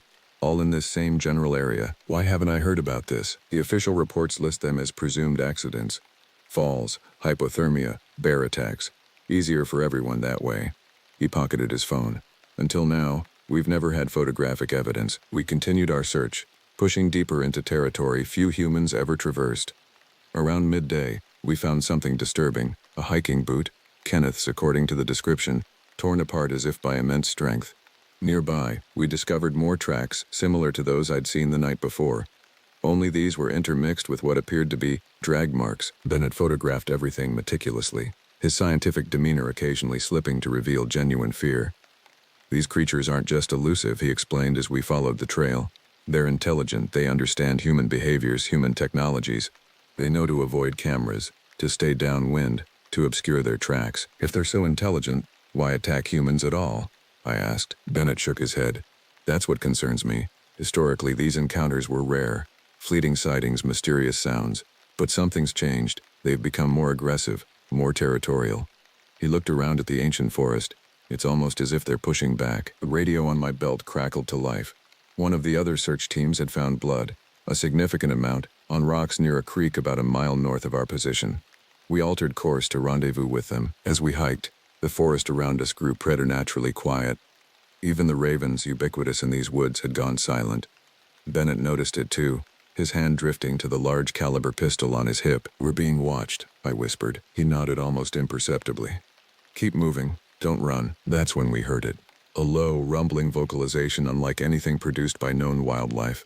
It seemed to come from everywhere and nowhere, reverberating through the trees. What the hell was that? I hissed. Bennett's face had gone pale. Infrasound. They use it to communicate and to disorient prey. We need to get to the others. Now. We quickened our pace, no longer trying to be quiet. Something large moved parallel to us about 30 yards to our right, just out of clear sight, keeping pace effortlessly. Then the radio crackled again, but this time with screams and chaotic shouting before cutting to static. We broke into a run, caution abandoned. When we reached the creek where the other team had reported finding blood, we discovered their equipment scattered across the rocks. The snow was churned up in signs of a violent struggle, leading into the dense forest on the far bank. Of the 2 rangers, there was no sign. Bennett immediately radioed the remaining teams, ordering an emergency evacuation. Get the helicopters back here now. He barked into the handset. We have a code black situation. He turned to me, his academic demeanor completely gone. We need to go. Right now. What about the others? I demanded. What about Mills? They're already gone, he said with chilling certainty. And we will be too if we don't leave immediately. As if to emphasize his point, a chorus of those rumbling vocalizations emerged from the surrounding forest. Not one creature, but many. The sounds came from all directions, encircling us. They're hunting as a group, Bennett whispered. That's new. We backed toward the clearing where we'd started, moving as quickly as we dared without turning our backs on the forest. The helicopter was already descending as we emerged from the tree line, its rotters whipping the snow into a blinding curtain. Just before we reached it, I glanced back one final time. There, at the edge of the trees, stood not 1 but 3 massive figures, watching us impassively. The largest stepped forward, into a shaft of sunlight penetrating the canopy, and for the first time, I saw clearly what had been stalking us. It stood nearly 9 feet tall, its body covered in dark fur except for its face, which displayed disturbingly human-like features contorted into what I can only describe as an expression of territorial rage. It made no move to pursue us into the open, but the message was clear. We were intruders, and we were not welcome. As the helicopter lifted off, Bennett gripped my arm with surprising strength. Say nothing about what you saw, he warned, to anyone. I'll be in touch. Looking down at the rapidly shrinking forest, I watched as the creatures melted back into the shadows of the ancient trees. The wilderness had kept its secrets for millennia. Today it had given us a glimpse and a warning. I had a terrible feeling that my encounters with what lurked in these woods were far from over. The official report stated that Ranger Polos and Ranger Devlin were presumed dead following a wildlife attack. Nature unknown.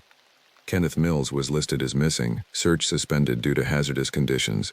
I signed the paperwork with a numb hand, knowing every word was a carefully constructed lie. Dr. Bennett vanished immediately after our return, leaving no contact information. The memory card from Kenneth's camera had mysteriously disappeared from my pack during the evacuation. My superiors strongly suggested I take 2 weeks of administrative leave to process the traumatic incident. Instead of leaving the wilderness, I barricaded myself in my cabin, spreading my research materials across the wooden table. Over my years in Alaska, I'd collected dozens of local legends, newspaper clippings, and personal accounts of unexplained encounters.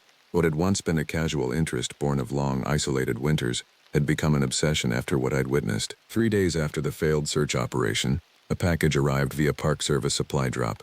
No return address, just my name and location.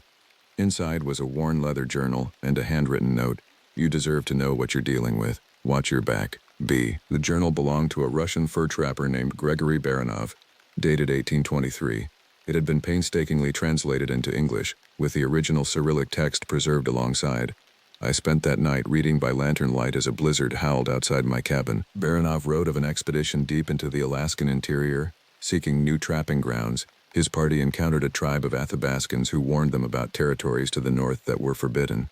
The natives spoke of tall ones, who guarded ancient places where the boundary between worlds had grown thin. Ignoring these warnings, the Russians pressed on. One by one, Baranov's companions vanished over the following weeks.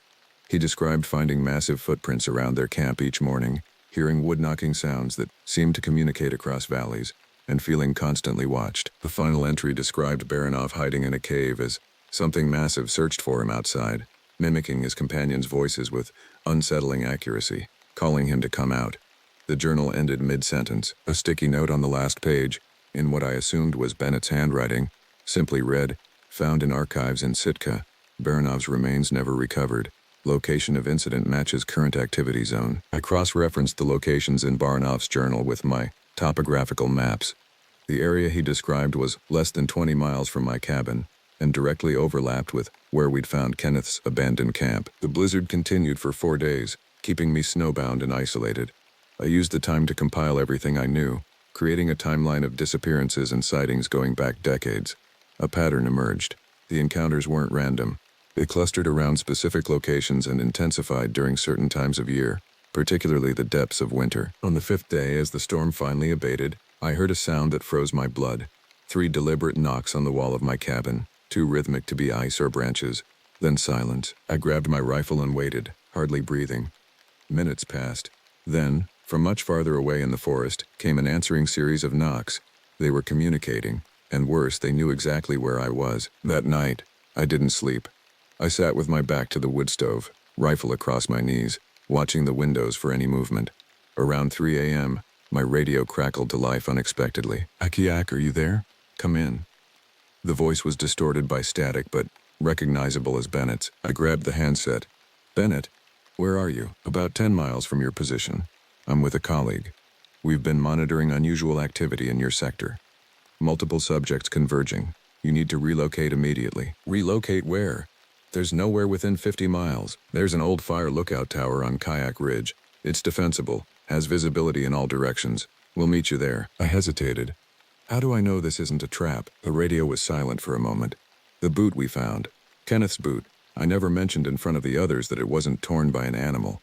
It was methodically taken apart at the seams, examined, then discarded. They're studying us, Akiak, learning. That detail, something only Bennett and I had observed, convinced me. "I'll head out at first light," I responded. "No, now. They're most active between 2 and 5 a.m. If you wait for daylight, you might not make it.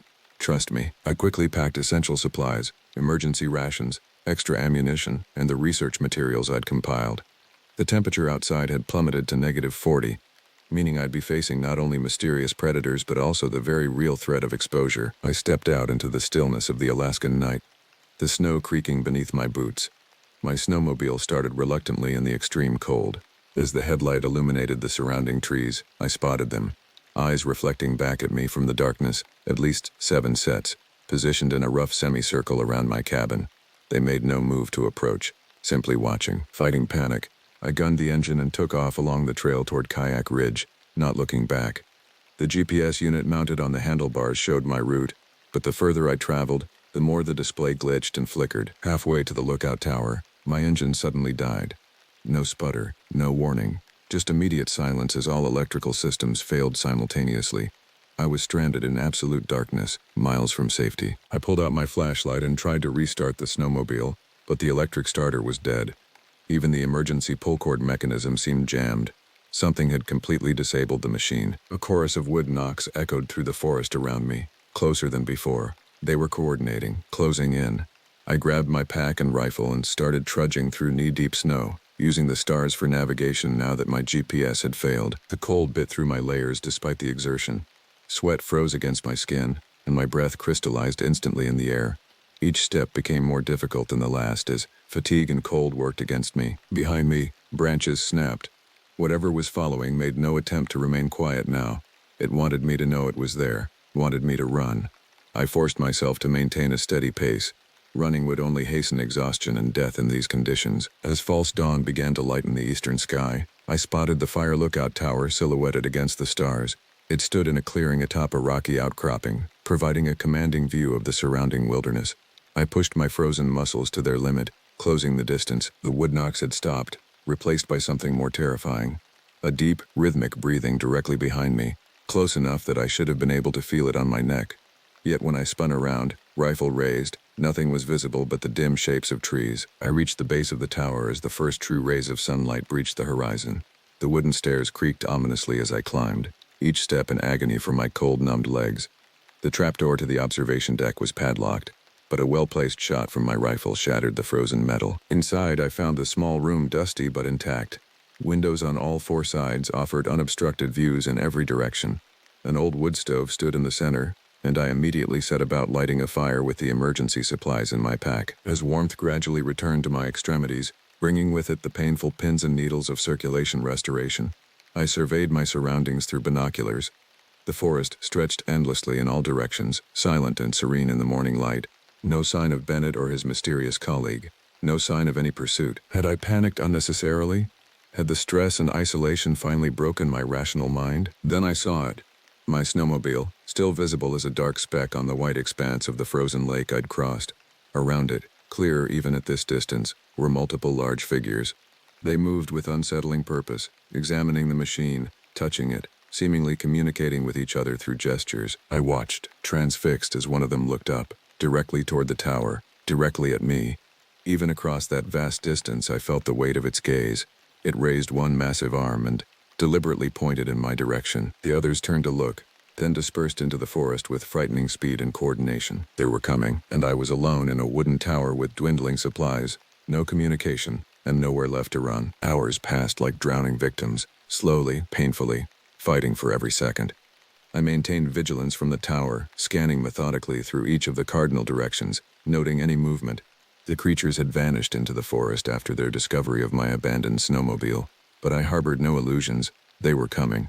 The only questions were when and how many. The lookout tower provided temporary safety. Built on stilts with a single access point, it created a defensible position with excellent visibility. The structure itself was roughly 15 feet square, a single room with windows on all sides, and the trapdoor through which I'd entered. A desk bolted to the floor held outdated fire monitoring equipment. Maps of the region covered one wall, yellowed with age but still accurate regarding the topography. Bennett and his colleague never appeared. My handheld radio produced nothing but static when I attempted to reach them. Either they had been delayed, or the radio call had been something else entirely, a lure, a trap. The thought that what I'd heard might not have been Bennett at all sent ice through my veins. Midday brought heavy cloud cover and the threat of more snow. I rationed my supplies carefully, knowing they needed to last. The tower's wood stove provided adequate heat, but fuel was limited to what I'd found stacked in the corner, enough for maybe 3 days if used conservatively. As dusk approached, the first scout appeared. It emerged from the tree line approximately 200 yards from the base of the tower. Taller than a man, covered in dark fur, moving with a fluid grace that belied its size. Unlike our previous encounters, it made no attempt to hide. It stood at the edge of the clearing, watching the tower, its breath visible in the frigid air. I observed it through the rifle scope, finally getting a clear look at what had been haunting these woods. Its face was the most unsettling feature. Not quite human, not quite ape, but something unnervingly in between.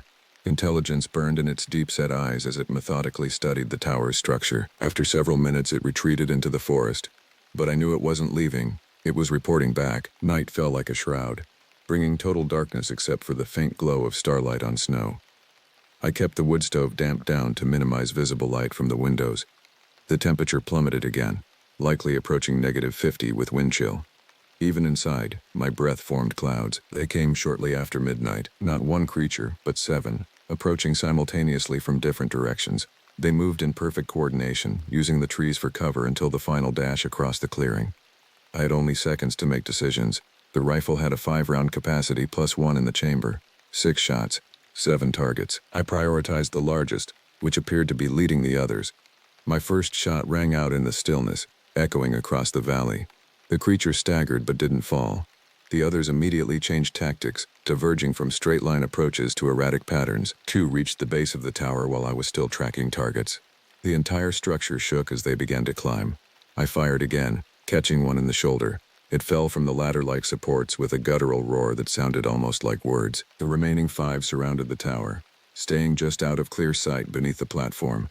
The wood creaked and groaned as immense weight tested different support beams. They were looking for structural weaknesses. A massive fist punched through the floorboards near the western edge. I fired downward through the new hole, hearing a shriek of pain in response. 3 shots left. The assault on the tower's integrity continued. The creatures seemed to understand the concept of load-bearing elements, focusing their attack on key structural points. One support beam splintered with a crack like thunder. The entire tower listed slightly to one side. I fired again as a shaggy head and shoulders emerged through the trapdoor, the bullet catching it directly between the eyes. It fell backward with an impact that shook snow from the surrounding trees. 2 shots remaining. Then, abruptly, the attack ceased. The creatures withdrew to the tree line, carrying their wounded with them. The sudden silence was more terrifying than the assault had been. Why retreat when they had me trapped and outnumbered? Dawn provided the answer.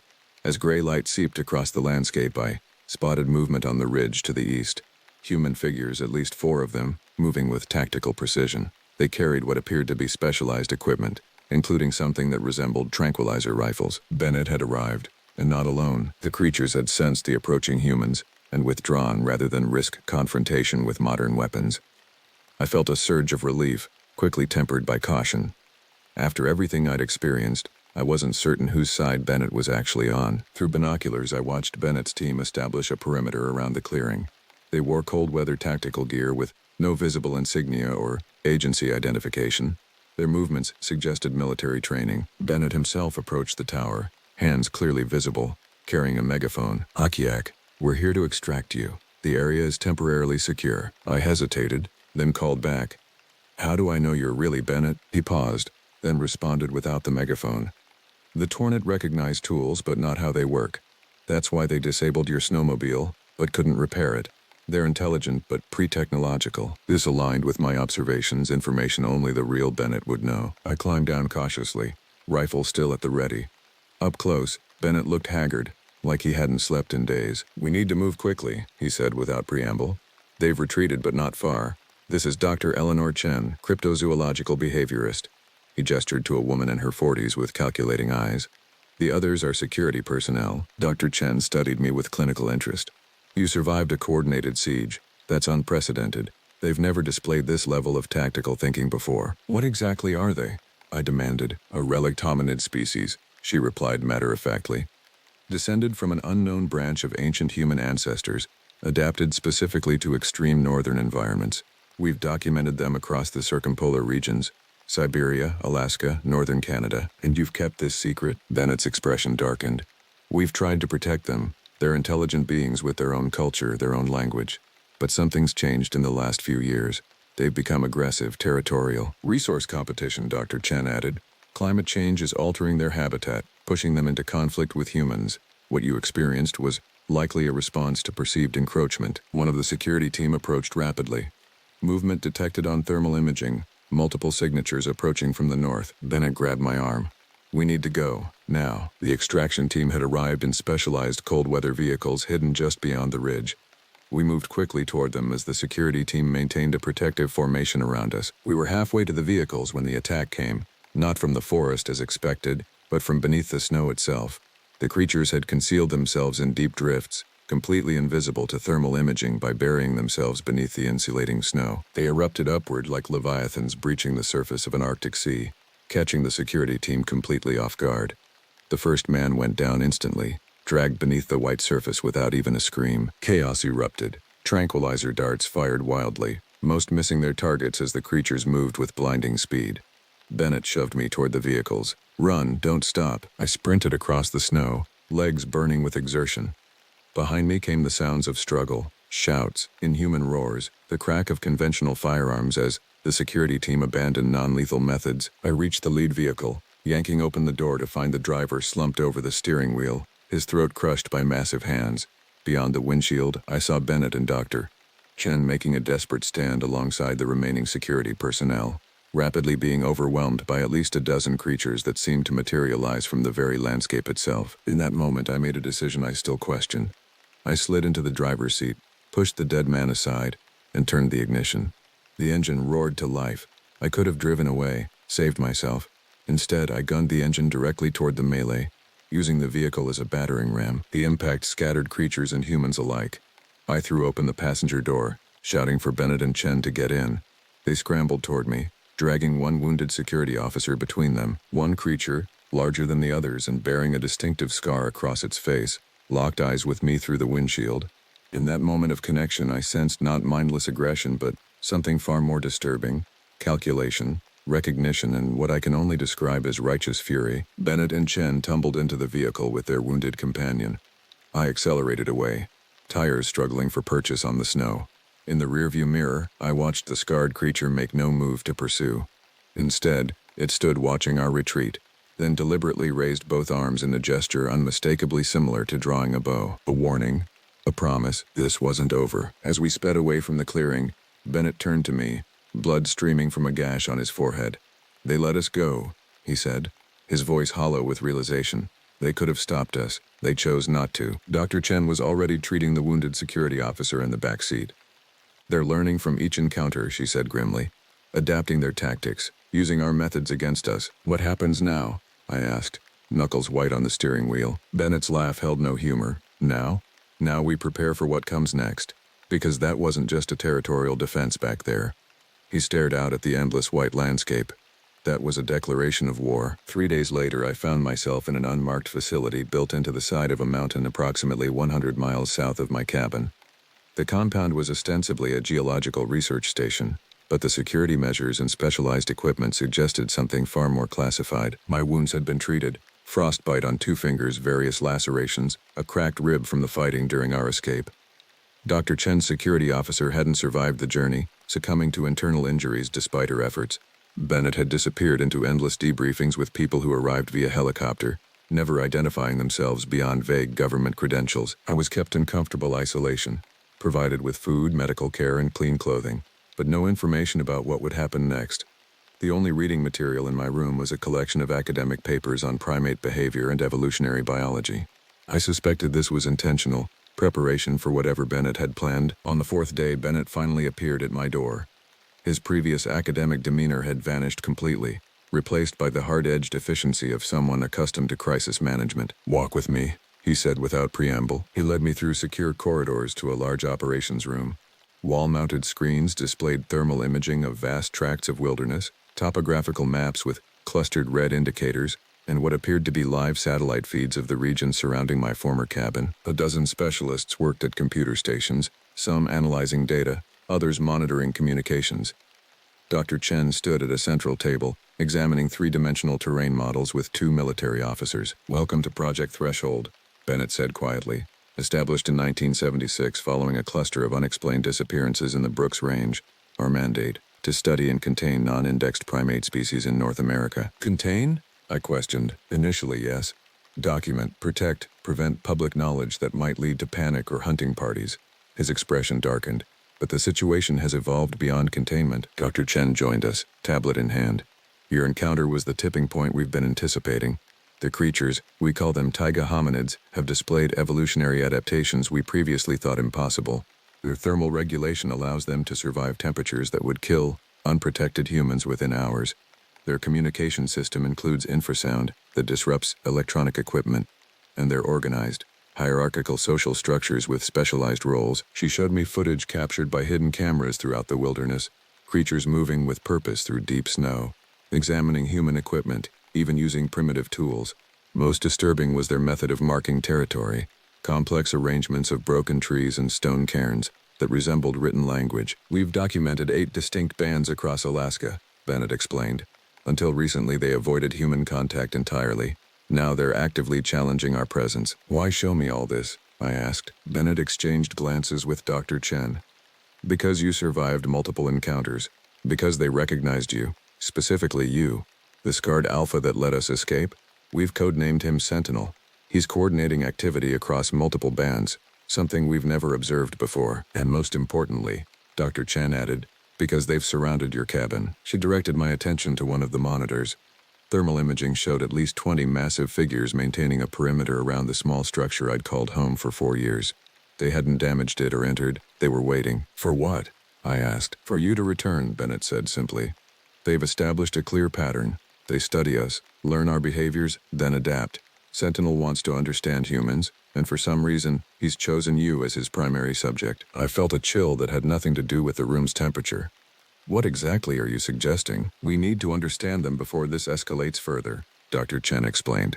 3 more research teams have been attacked in the past week alone. They're systematically pushing humans out of territories they consider theirs. Bennett placed a hand on my shoulder. We want you to go back, equipped with monitoring devices, of course. Protected, but accessible. You want to use me as bait? I said flatly. As a diplomat, Dr. Chen corrected. These creatures are intelligent. They're capable of reasoning, of choice. Sentinel could have killed you multiple times but didn't. There's purpose behind that decision. I stared at the thermal signatures surrounding my cabin, remembering the calculated intelligence in Sentinel's eyes. And if they just want me back to finish what they started, that's a risk we've factored into the operation, Bennett admitted. But we've spent decades studying them from a distance, and it's no longer enough. We need direct interaction. The choice wasn't really a choice at all. If I refused, the attacks would continue, possibly escalate. More people would die. If I agreed, I might not survive. But there was a chance, however small, of finding another solution. 2 days later, after intensive briefings and equipment training, I was back in my cabin. The structure had been subtly modified, reinforced walls, hidden cameras, emergency evacuation protocols. Beneath my clothing, subdermal tracking devices monitored my vital signs. A panic button disguised as a watch could summon an armed response team within 20 minutes. For 3 days, nothing happened. The thermal signatures maintained their distance, always watching but never approaching. I settled into an uneasy routine, documenting my observations, speaking aloud for the benefit of the monitoring team. On the 4th night, as a storm howled around the cabin, everything changed. The first indication was the sudden silence of the wind. One moment it screamed against the walls, the next, absolute stillness. Then came 3 deliberate knocks on my door. My heart pounded as I approached, rifle ready but not raised. Through the reinforced window, I saw him, Sentinel, standing alone in the swirling snow, his massive frame silhouetted against the darkness.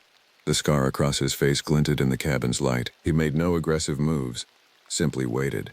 Testing me, I realized, seeing if I would respond. Against all protocols, I opened the door. We faced each other across the threshold, human and something not human yet not entirely other. His breath clouded in the freezing air as he studied me with eyes that held unmistakable intelligence. Slowly, deliberately, he extended one massive hand. In his palm lay the memory card from Kenneth's camera, the one that had disappeared during our evacuation from the search site. I reached out cautiously and took it, our fingers briefly making contact. His skin was hot despite the cold, rough like weathered leather. Then he spoke, not in words I could understand, but in a series of deep vocalizations that resonated in my chest cavity. The sounds had structure, cadence, meaning. When he finished, he pointed to the forest behind him, then back to me. An invitation, or a command. Every instinct screamed danger. But something deeper recognized the historical importance of this moment. First contact with a species that had evolved alongside us in shadow and secrecy. I understand, I said, knowing he couldn't comprehend my words but hoping he would sense my meaning. Lead the way. In my ear, the hidden communication device erupted with Bennett's voice. Akiak, do not leave the cabin. Response team is 20 minutes out. I removed the earpiece and left it on the table, along with the panic button watch. Whatever happened next needed to occur without interference. Sentinel watched this act with evident understanding. As I stepped over the threshold into the night, he made a gesture that unmistakably communicated approval. We walked into the forest together, human and not human, toward whatever ancient territory lay beyond the trees. Behind us, the lights of my cabin grew distant, then disappeared entirely beneath the silent canopy of snow-laden branches. I don't know what awaits me in the heart of their domain. I don't know if I'll return to write the conclusion of this account, but I go willingly into this darkness, driven by the same impulse that has pushed humanity forward since we first gazed beyond the safety of our caves. The need to understand, to connect, to find our place in a world far stranger than we've allowed ourselves to believe. If you're reading this, it means my record survived, even if I did not. Remember my name, Akiak, the Brave One. Remember that there are spaces in this world where ancient things still move, where the boundary between known and unknown remains permeable. And if you find yourself in the deep wilderness of the north and feel eyes upon you from the shadows between trees, know this: you are not seeing things, you are being seen. The vast wilderness of Denali stretches like an ocean of green and white, swallowing everything in its path. My name is Koyuk, named after an Inupiaq village meaning river of stones. My grandfather was full Inupiaq, and he gave me this name hoping it would ground me. Instead, it pulled me north, like a compass always seeking true wilderness. I came to Alaska 3 years ago to work as a park ranger in the Denali wilderness. People ask why I chose this isolation, this brutal, beautiful exile. The truth is, the wilderness chose me. After my time in the Marines and 2 tours overseas, the noise of the city felt like needles in my skin. I needed space to breathe, to think, to heal. When the Denali position opened up, I applied within minutes. My cabin sits on the edge of Lake Tasermute, a glacial mirror reflecting mountains that look like they were carved by angry gods. It's a simple structure: 2 rooms, a wood stove, and windows that face north to catch the aurora. Radio contact with headquarters comes twice daily. Otherwise, the silence is complete. Ranger Outpost Tasermute, come in, the radio crackled. It was Harding, my supervisor from the main station 30 miles south. Tasermute here, I responded, watching my breath make ghosts in the pre-dawn air. We've got hikers missing from the Kantishna trailhead. Family of 3. Dad, Mom, 13-year-old son. They were due back at their campsite last night. GPS tracker went dark about 7 miles northeast of your position. My heart sank. Early October in Alaska is no time for amateur hikers. The first snows had already dusted the peaks, and temperatures plummeted at night. What's their experience level? I asked, already pulling my topo maps from the shelf. Weekend warriors from Seattle. Good gear but light on backcountry experience. I'll head out now. Last known coordinates? Harding gave me the numbers. I marked them on my map, deep in what locals call the shadow valleys. Even experienced hikers avoid those narrow passes with their deadly combination of sudden weather changes and unstable terrain. Any predator activity reported in that quadrant recently? I asked while packing my rescue kit. There was a pause on the radio. Nothing official, but there have been reports. Reports of what? Another pause. Local guides brought in some tourists last week. They found prints, big ones, and their dogs wouldn't stop barking all night. I knew what he meant. The locals had stories.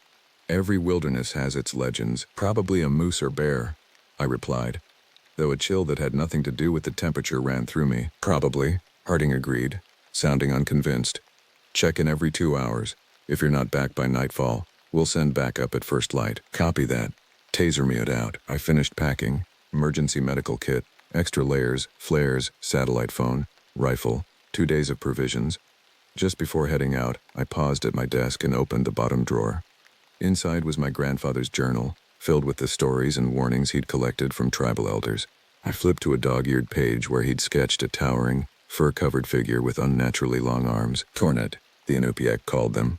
Others had different names. My grandfather believed they were real, ancient creatures that kept to the deepest parts of the wilderness. Respect their territory, he told me, and they'll respect yours. I closed the journal and tucked a small carved stone amulet into my pocket. Superstition, perhaps, but in the wilderness, instinct often outweighs logic. The morning was brutally cold as I set out, breath crystallizing before my face. The first mile from my cabin followed the lakeshore before turning northeast into increasingly dense forest.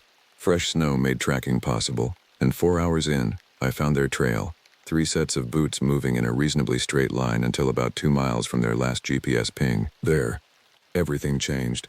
The tracks showed they'd started moving faster, no longer in single file but scattered, as if running.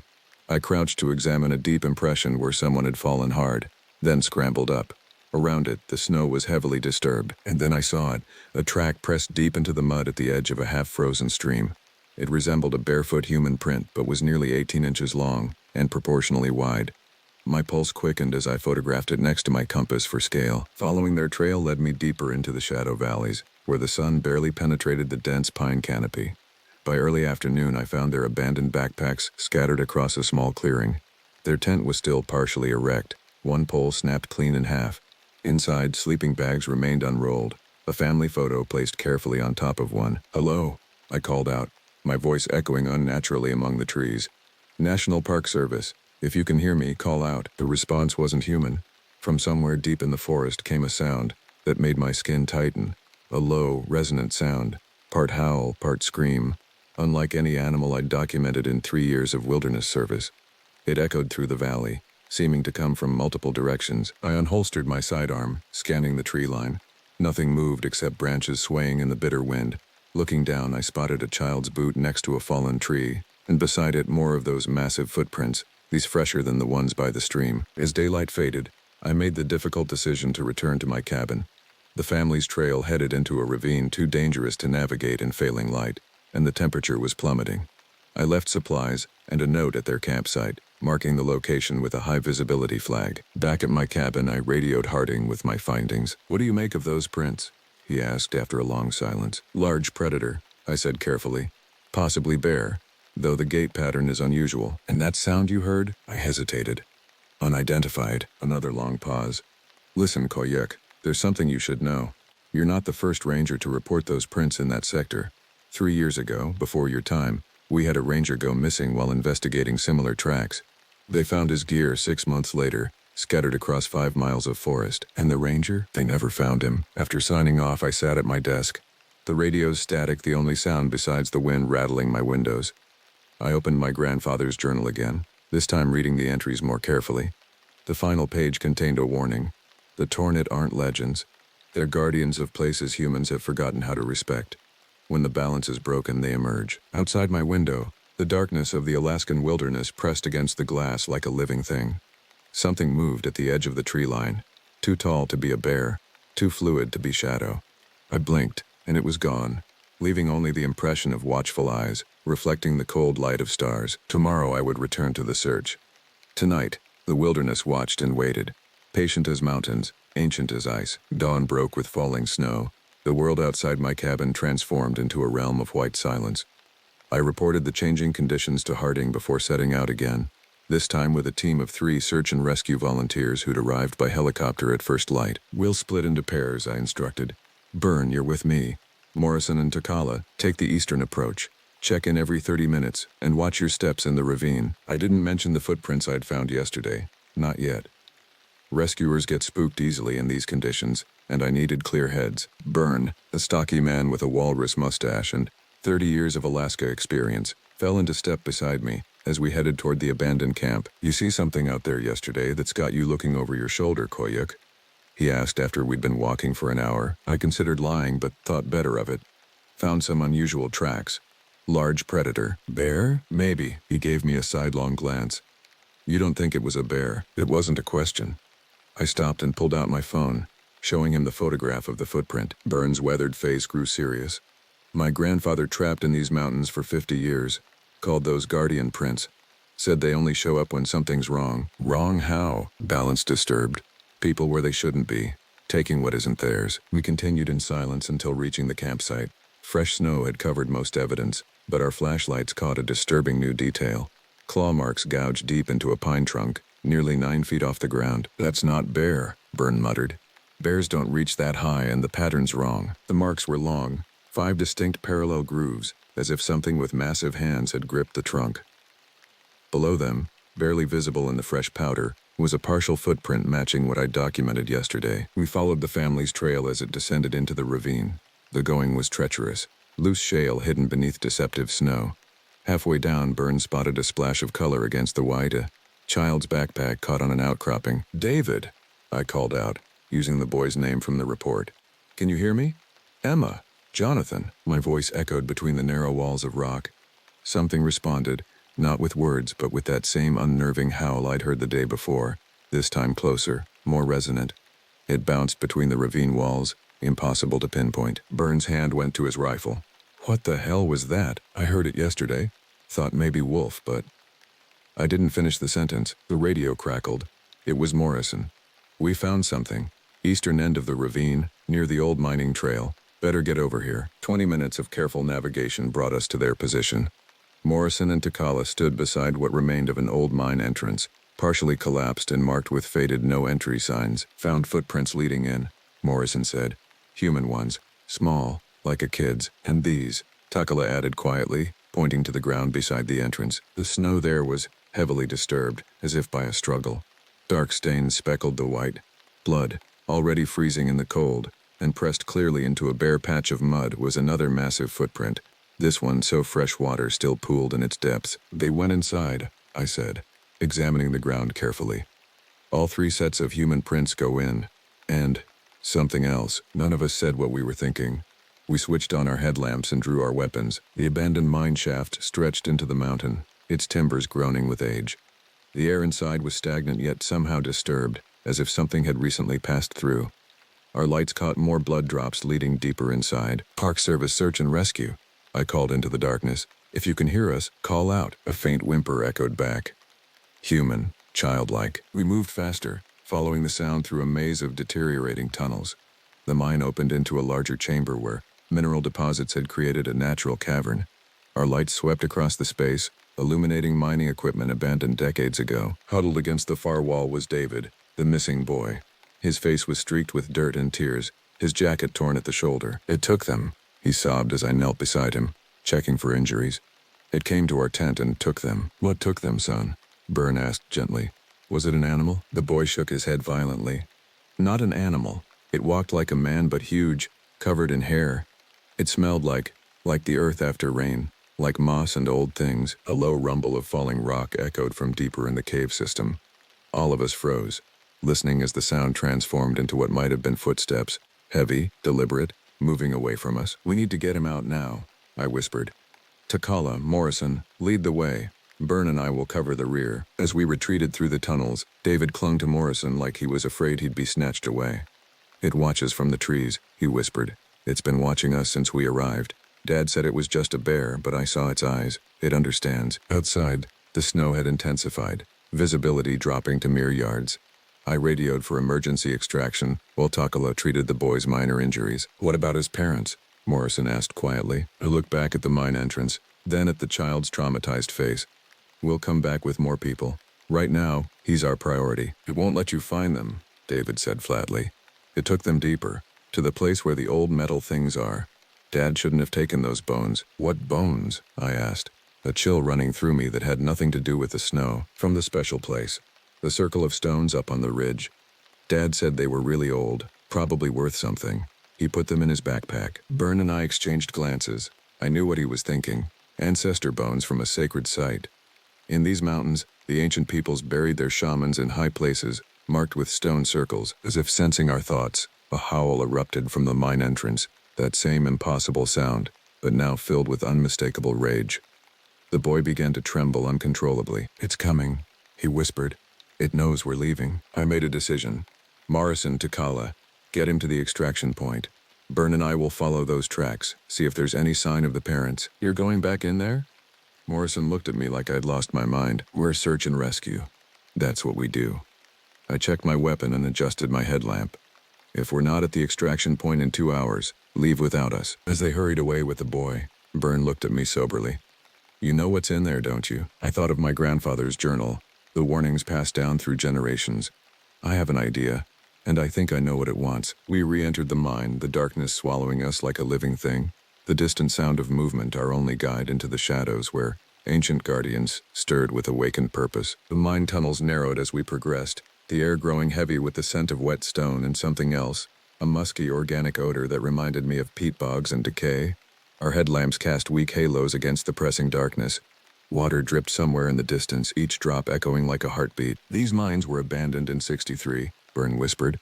After 3 miners disappeared in a single week, official report blamed structural collapse. You don't believe that? He shook his head.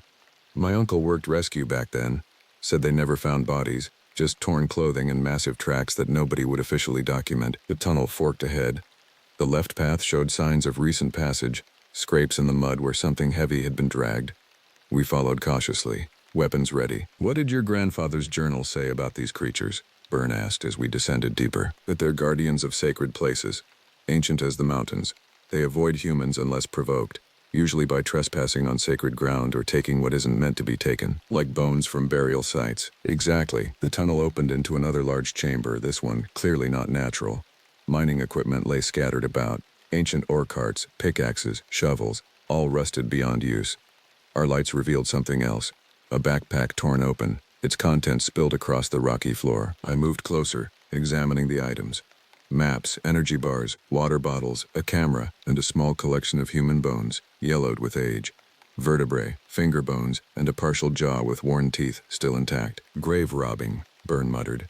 Damn fool tourists. A sound froze us both. The scrape of something heavy moving across stone, coming from a crevice at the far end of the chamber. It was too narrow for mining equipment but formed a natural passage deeper into the mountain. We should wait for backup, Byrne suggested, his voice tight. I checked my watch. That extraction helicopter won't wait. And another storm's coming. If the parents are alive, they won't survive the night in here. Decision made, we squeezed into the crevice, forcing our bodies sideways through the narrowest sections. The passage twisted downward for nearly 50 yards before widening into a natural cavern unlike anything I'd ever seen. The ceiling soared 30 feet above us, covered in stalactites that glimmered with embedded mineral deposits. But it was what lay below that stopped us cold. The cavern floor had been deliberately arranged into a massive circular pattern of stones, hundreds of them, varying in size from pebbles to boulders, forming concentric rings around a central stone altar. On and around this altar lay human remains in various states of decay. Some appeared centuries old, mere fragments of bone and leathery skin. Others were more recent, including what looked like fresh bodies. Among them, unmistakable in their modern clothing, lay the missing parents. Are they? Byrne began. I don't think so, I whispered, noticing the subtle rise and fall of the woman's chest. Unconscious, maybe. We crept forward, alert to any movement in the shadows.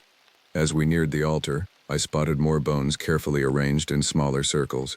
Clearly ancient remains stolen from their resting places and brought here. It's collecting them, Byrne realized. Bringing them back, not collecting, I corrected. Returning. This must be an original burial site that the mine broke into.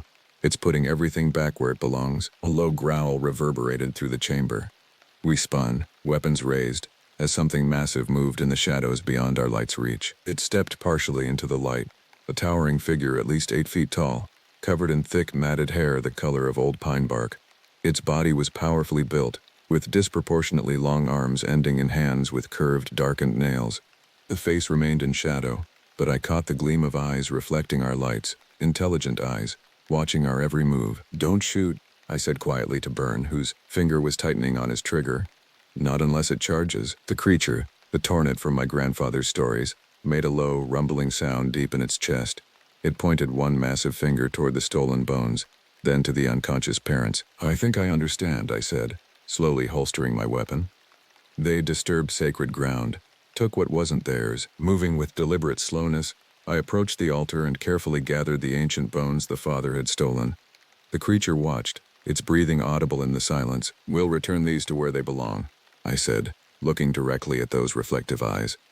I know the old ways, my grandfather taught me. These shouldn't have been disturbed. For a long moment, nothing happened. Then the creature stepped backward into darkness. A sudden wind extinguished Byrne's headlamp, leaving only mine illuminating the cavern. Let's get them out of here, I said, moving toward the unconscious parents. Now, before it changes its mind. They were alive but deeply unconscious, their skin unnaturally cold. As we checked them for injuries, I noticed strange marks on their foreheads, symbols drawn in what looked like ash, forming patterns reminiscent of those in my grandfather's journal. Can we carry them both? Byrne asked. We have to. Getting them through the narrow crevice proved nearly impossible, but desperation lends strength. By the time we reached the main tunnel, both Byrne and I were drenched in sweat despite the cold. The parents remained unconscious, their breathing shallow but steady. "Something's watching us," Byrne whispered as we navigated the main shaft toward daylight. He was right. I could feel eyes on us, tracking our progress. Occasionally, rocks would shift in distant tunnels, letting us know we weren't alone. When we finally emerged into fading daylight, the snow had intensified into a near whiteout. I checked my GPS. We were 2 miles from the extraction point with little daylight remaining. "We'll never make it carrying them both," Byrne said. As if in answer, a sound cut through the storm, the distant thump of helicopter rotors. Our extraction was coming to us. While we waited, I examined the symbols on the parents' foreheads more closely. They matched designs from burial totems, markers of those who had trespassed and been judged. "Why do you think it let them live?" Byrne asked, watching the tree line nervously. "Warning, maybe, or possibly something from older traditions. My grandfather mentioned stories of trespassers being marked rather than killed, turned into living warnings for others." The helicopter appeared through the snow, hovering before setting down in a small clearing nearby. As we loaded the unconscious parents, I looked back toward the mine entrance. There, standing half concealed by pine boughs, was the massive silhouette of the creature, watching us leave. I raised my hand in a gesture my grandfather had taught me. Respect for territory, acknowledgement of boundaries. For a moment, I thought it returned the gesture before melting back into the forest. In the helicopter, the boy reunited with his still unconscious parents, clinging to them despite their unresponsive state. Morrison examined the strange symbols on their foreheads. "What the hell are these?" he asked. "Boundary markers," I answered. "Warnings not to return." As we lifted off, I watched the wilderness fall away beneath us, the vast expanse of white broken only by dark patches of forest.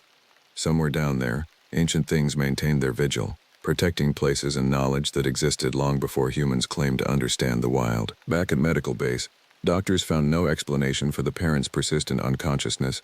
Their vital signs were normal, but they wouldn't wake. The symbols on their foreheads proved impossible to wash away, reappearing hours after being cleaned. That night, I sat alone in my cabin, making detailed notes of everything I'd seen while the storm raged outside. The radio crackled with reports of the search and rescue, carefully edited to mention nothing of massive footprints or ancient guardians. When I finally slept, I dreamed of dark tunnels and watching eyes, of sacred circles and bones returned to their proper place. In my dreams, the creature spoke with my grandfather's voice.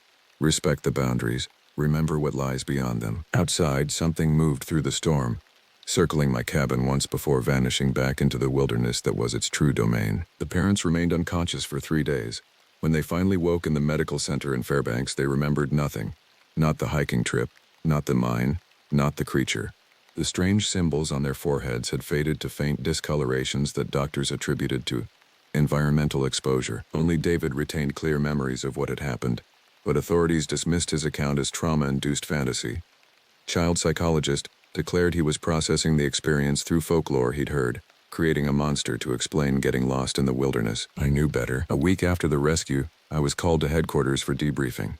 The official report labeled the incident a standard wilderness rescue complicated by adverse weather conditions. No mention of footprints, strange howls, or ancient burial grounds appeared in any documentation. "You understand the need for discretion," Harding said after the formal debriefing ended and we were alone in his office. "Tourism drives the economy here. Stories of monsters don't help anyone." "What about the truth?" I asked. "What about the next family that wanders into territory they shouldn't?" Harding sighed, looking suddenly older than his 50 years. "Listen, Koyak. This isn't the first time something like this has happened. Every few years, someone goes where they shouldn't, takes what isn't theirs. Sometimes we find them, sometimes we don't." He unlocked a cabinet behind his desk and removed a worn leather folder. Inside were photographs dating back decades, footprints identical to those I'd documented, claw marks on trees, strange symbols left on rocks near known burial sites. "My predecessor kept these. So did his predecessor. We all know what's out there, but we contain it. Understanding stays with those who need to know." "And the public doesn't need to know? Would they understand? Would they respect the boundaries? Or would they come hunting with cameras and guns? You've seen what it does to those who disrespect sacred ground." He had a point. I thought of the family, marked by something ancient, their memories erased as if in mercy. What would happen if hunting parties went looking for evidence or trophies? "What do you want from me?" I asked finally. "Keep watching, keep documenting, and if necessary, keep others from crossing those boundaries." He handed me a key.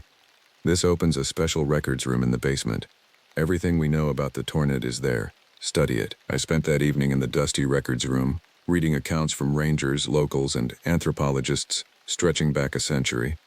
Some called the creatures tornit, others used names from a dozen tribal languages.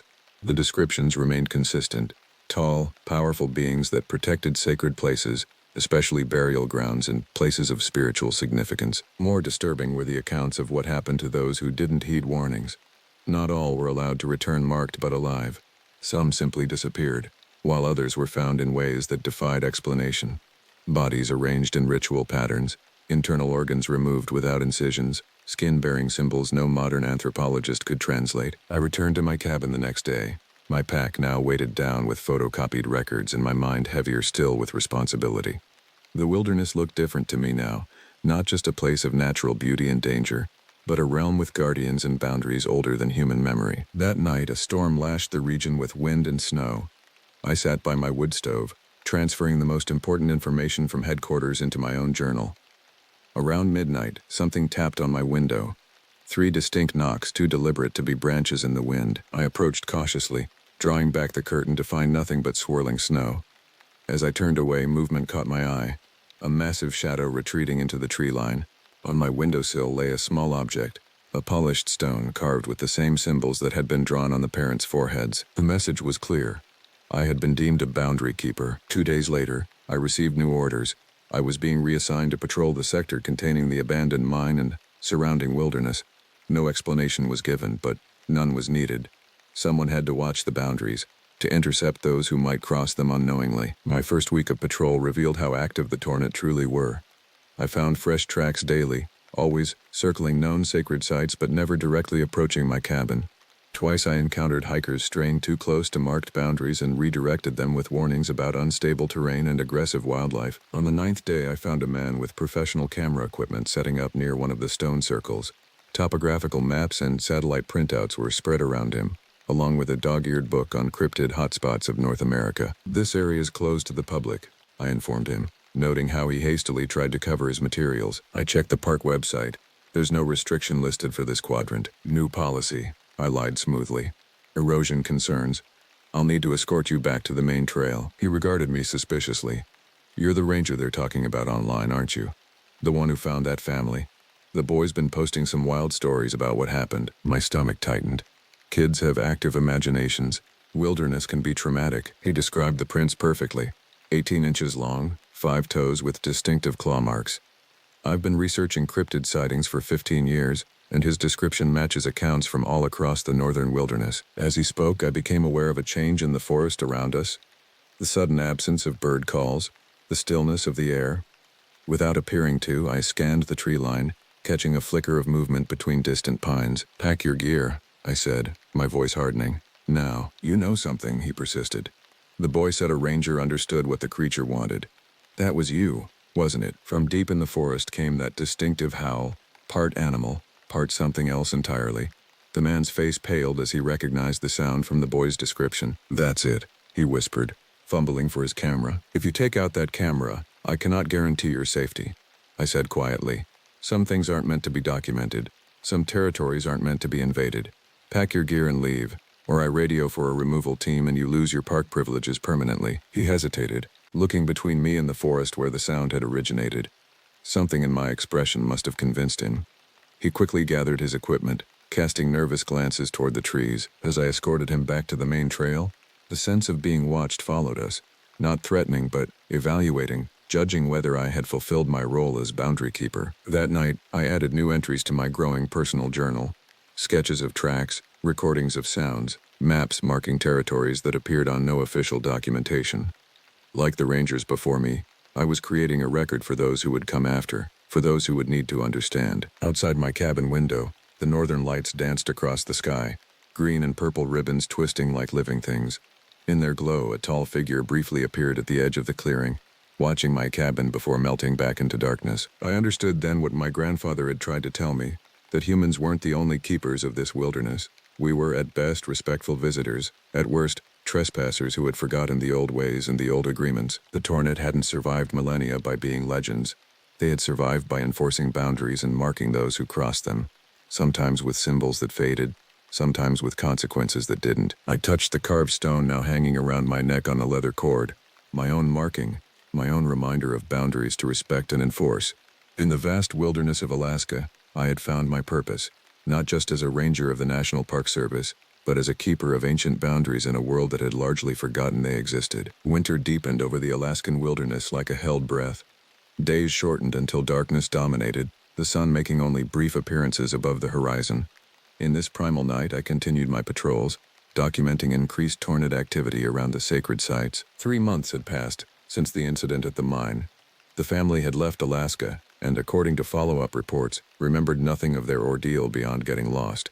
Only the boy retained fragmented memories, though his therapist was reportedly helping him process these trauma-induced fantasies. Meanwhile, my role had changed.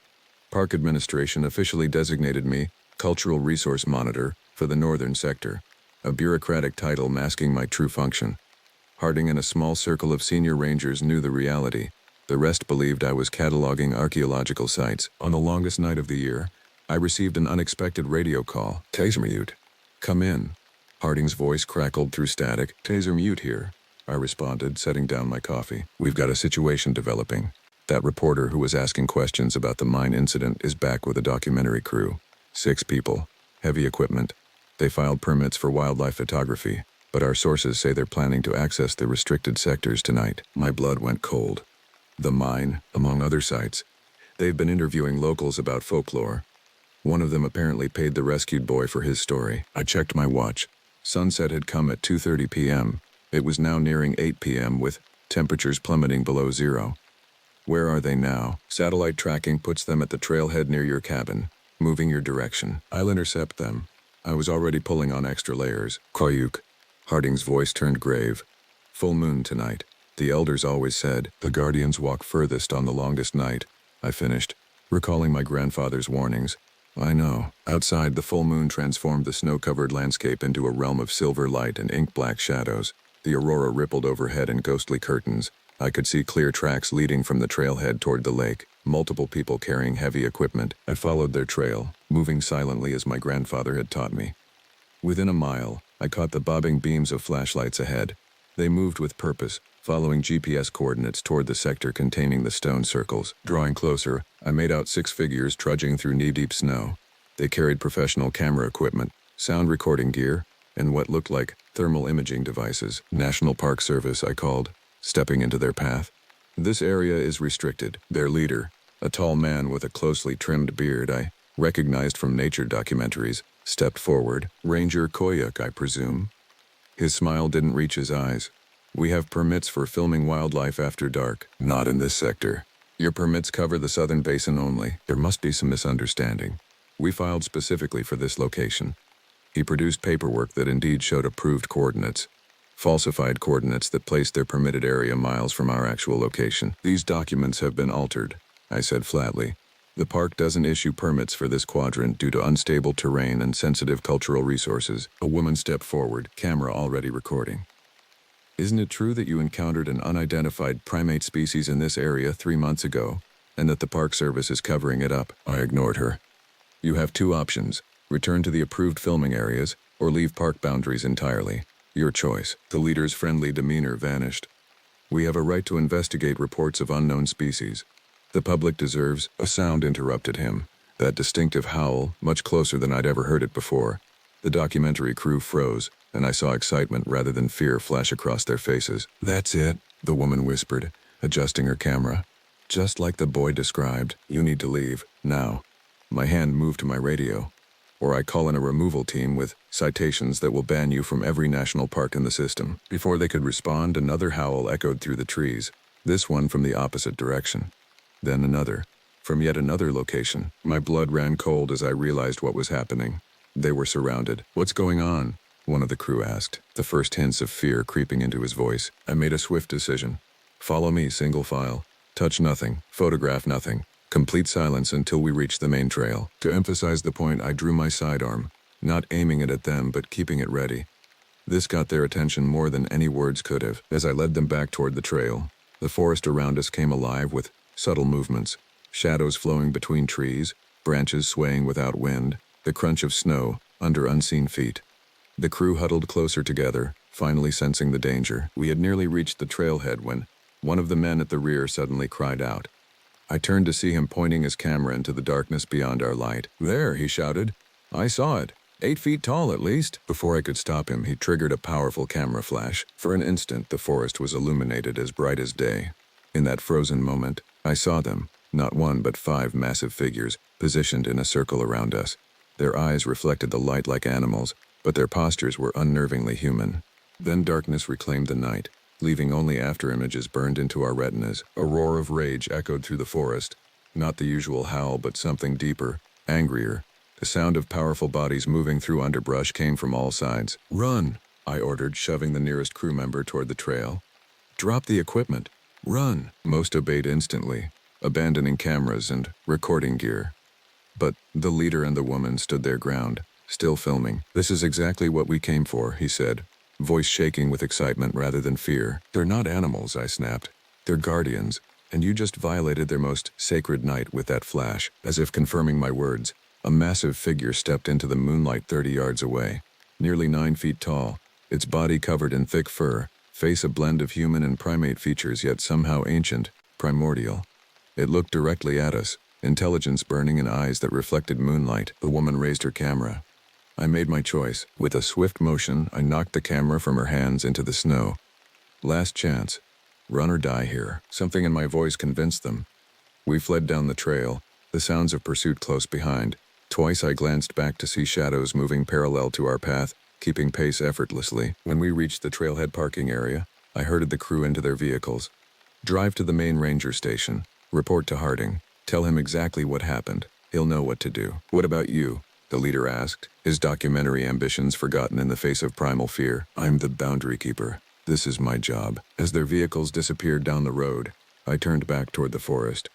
The massive figures now stood at the tree line, clearly visible in the moonlight. 5 of them, watching me. I removed my hat and made the ritual gesture my grandfather had taught me, acknowledging their territory, their authority, their ancient claim to this land. The largest of them stepped forward and mimicked the gesture. A message passed between us without words. I had upheld my role as boundary keeper. The trespassers had been driven away. Balance was maintained. They melted back into the forest one by one until only the largest remained. It regarded me for a long moment before raising an enormous hand to its forehead and drawing invisible symbols in the air, the same marks that had been placed on the trespassing family months before. Then it too disappeared into the darkness, leaving me alone under the aurora's shifting light. In the months that followed, the documentary crew's footage was confiscated by federal authorities who never identified themselves. Their sound recordings suffered mysterious corruption that rendered them unusable.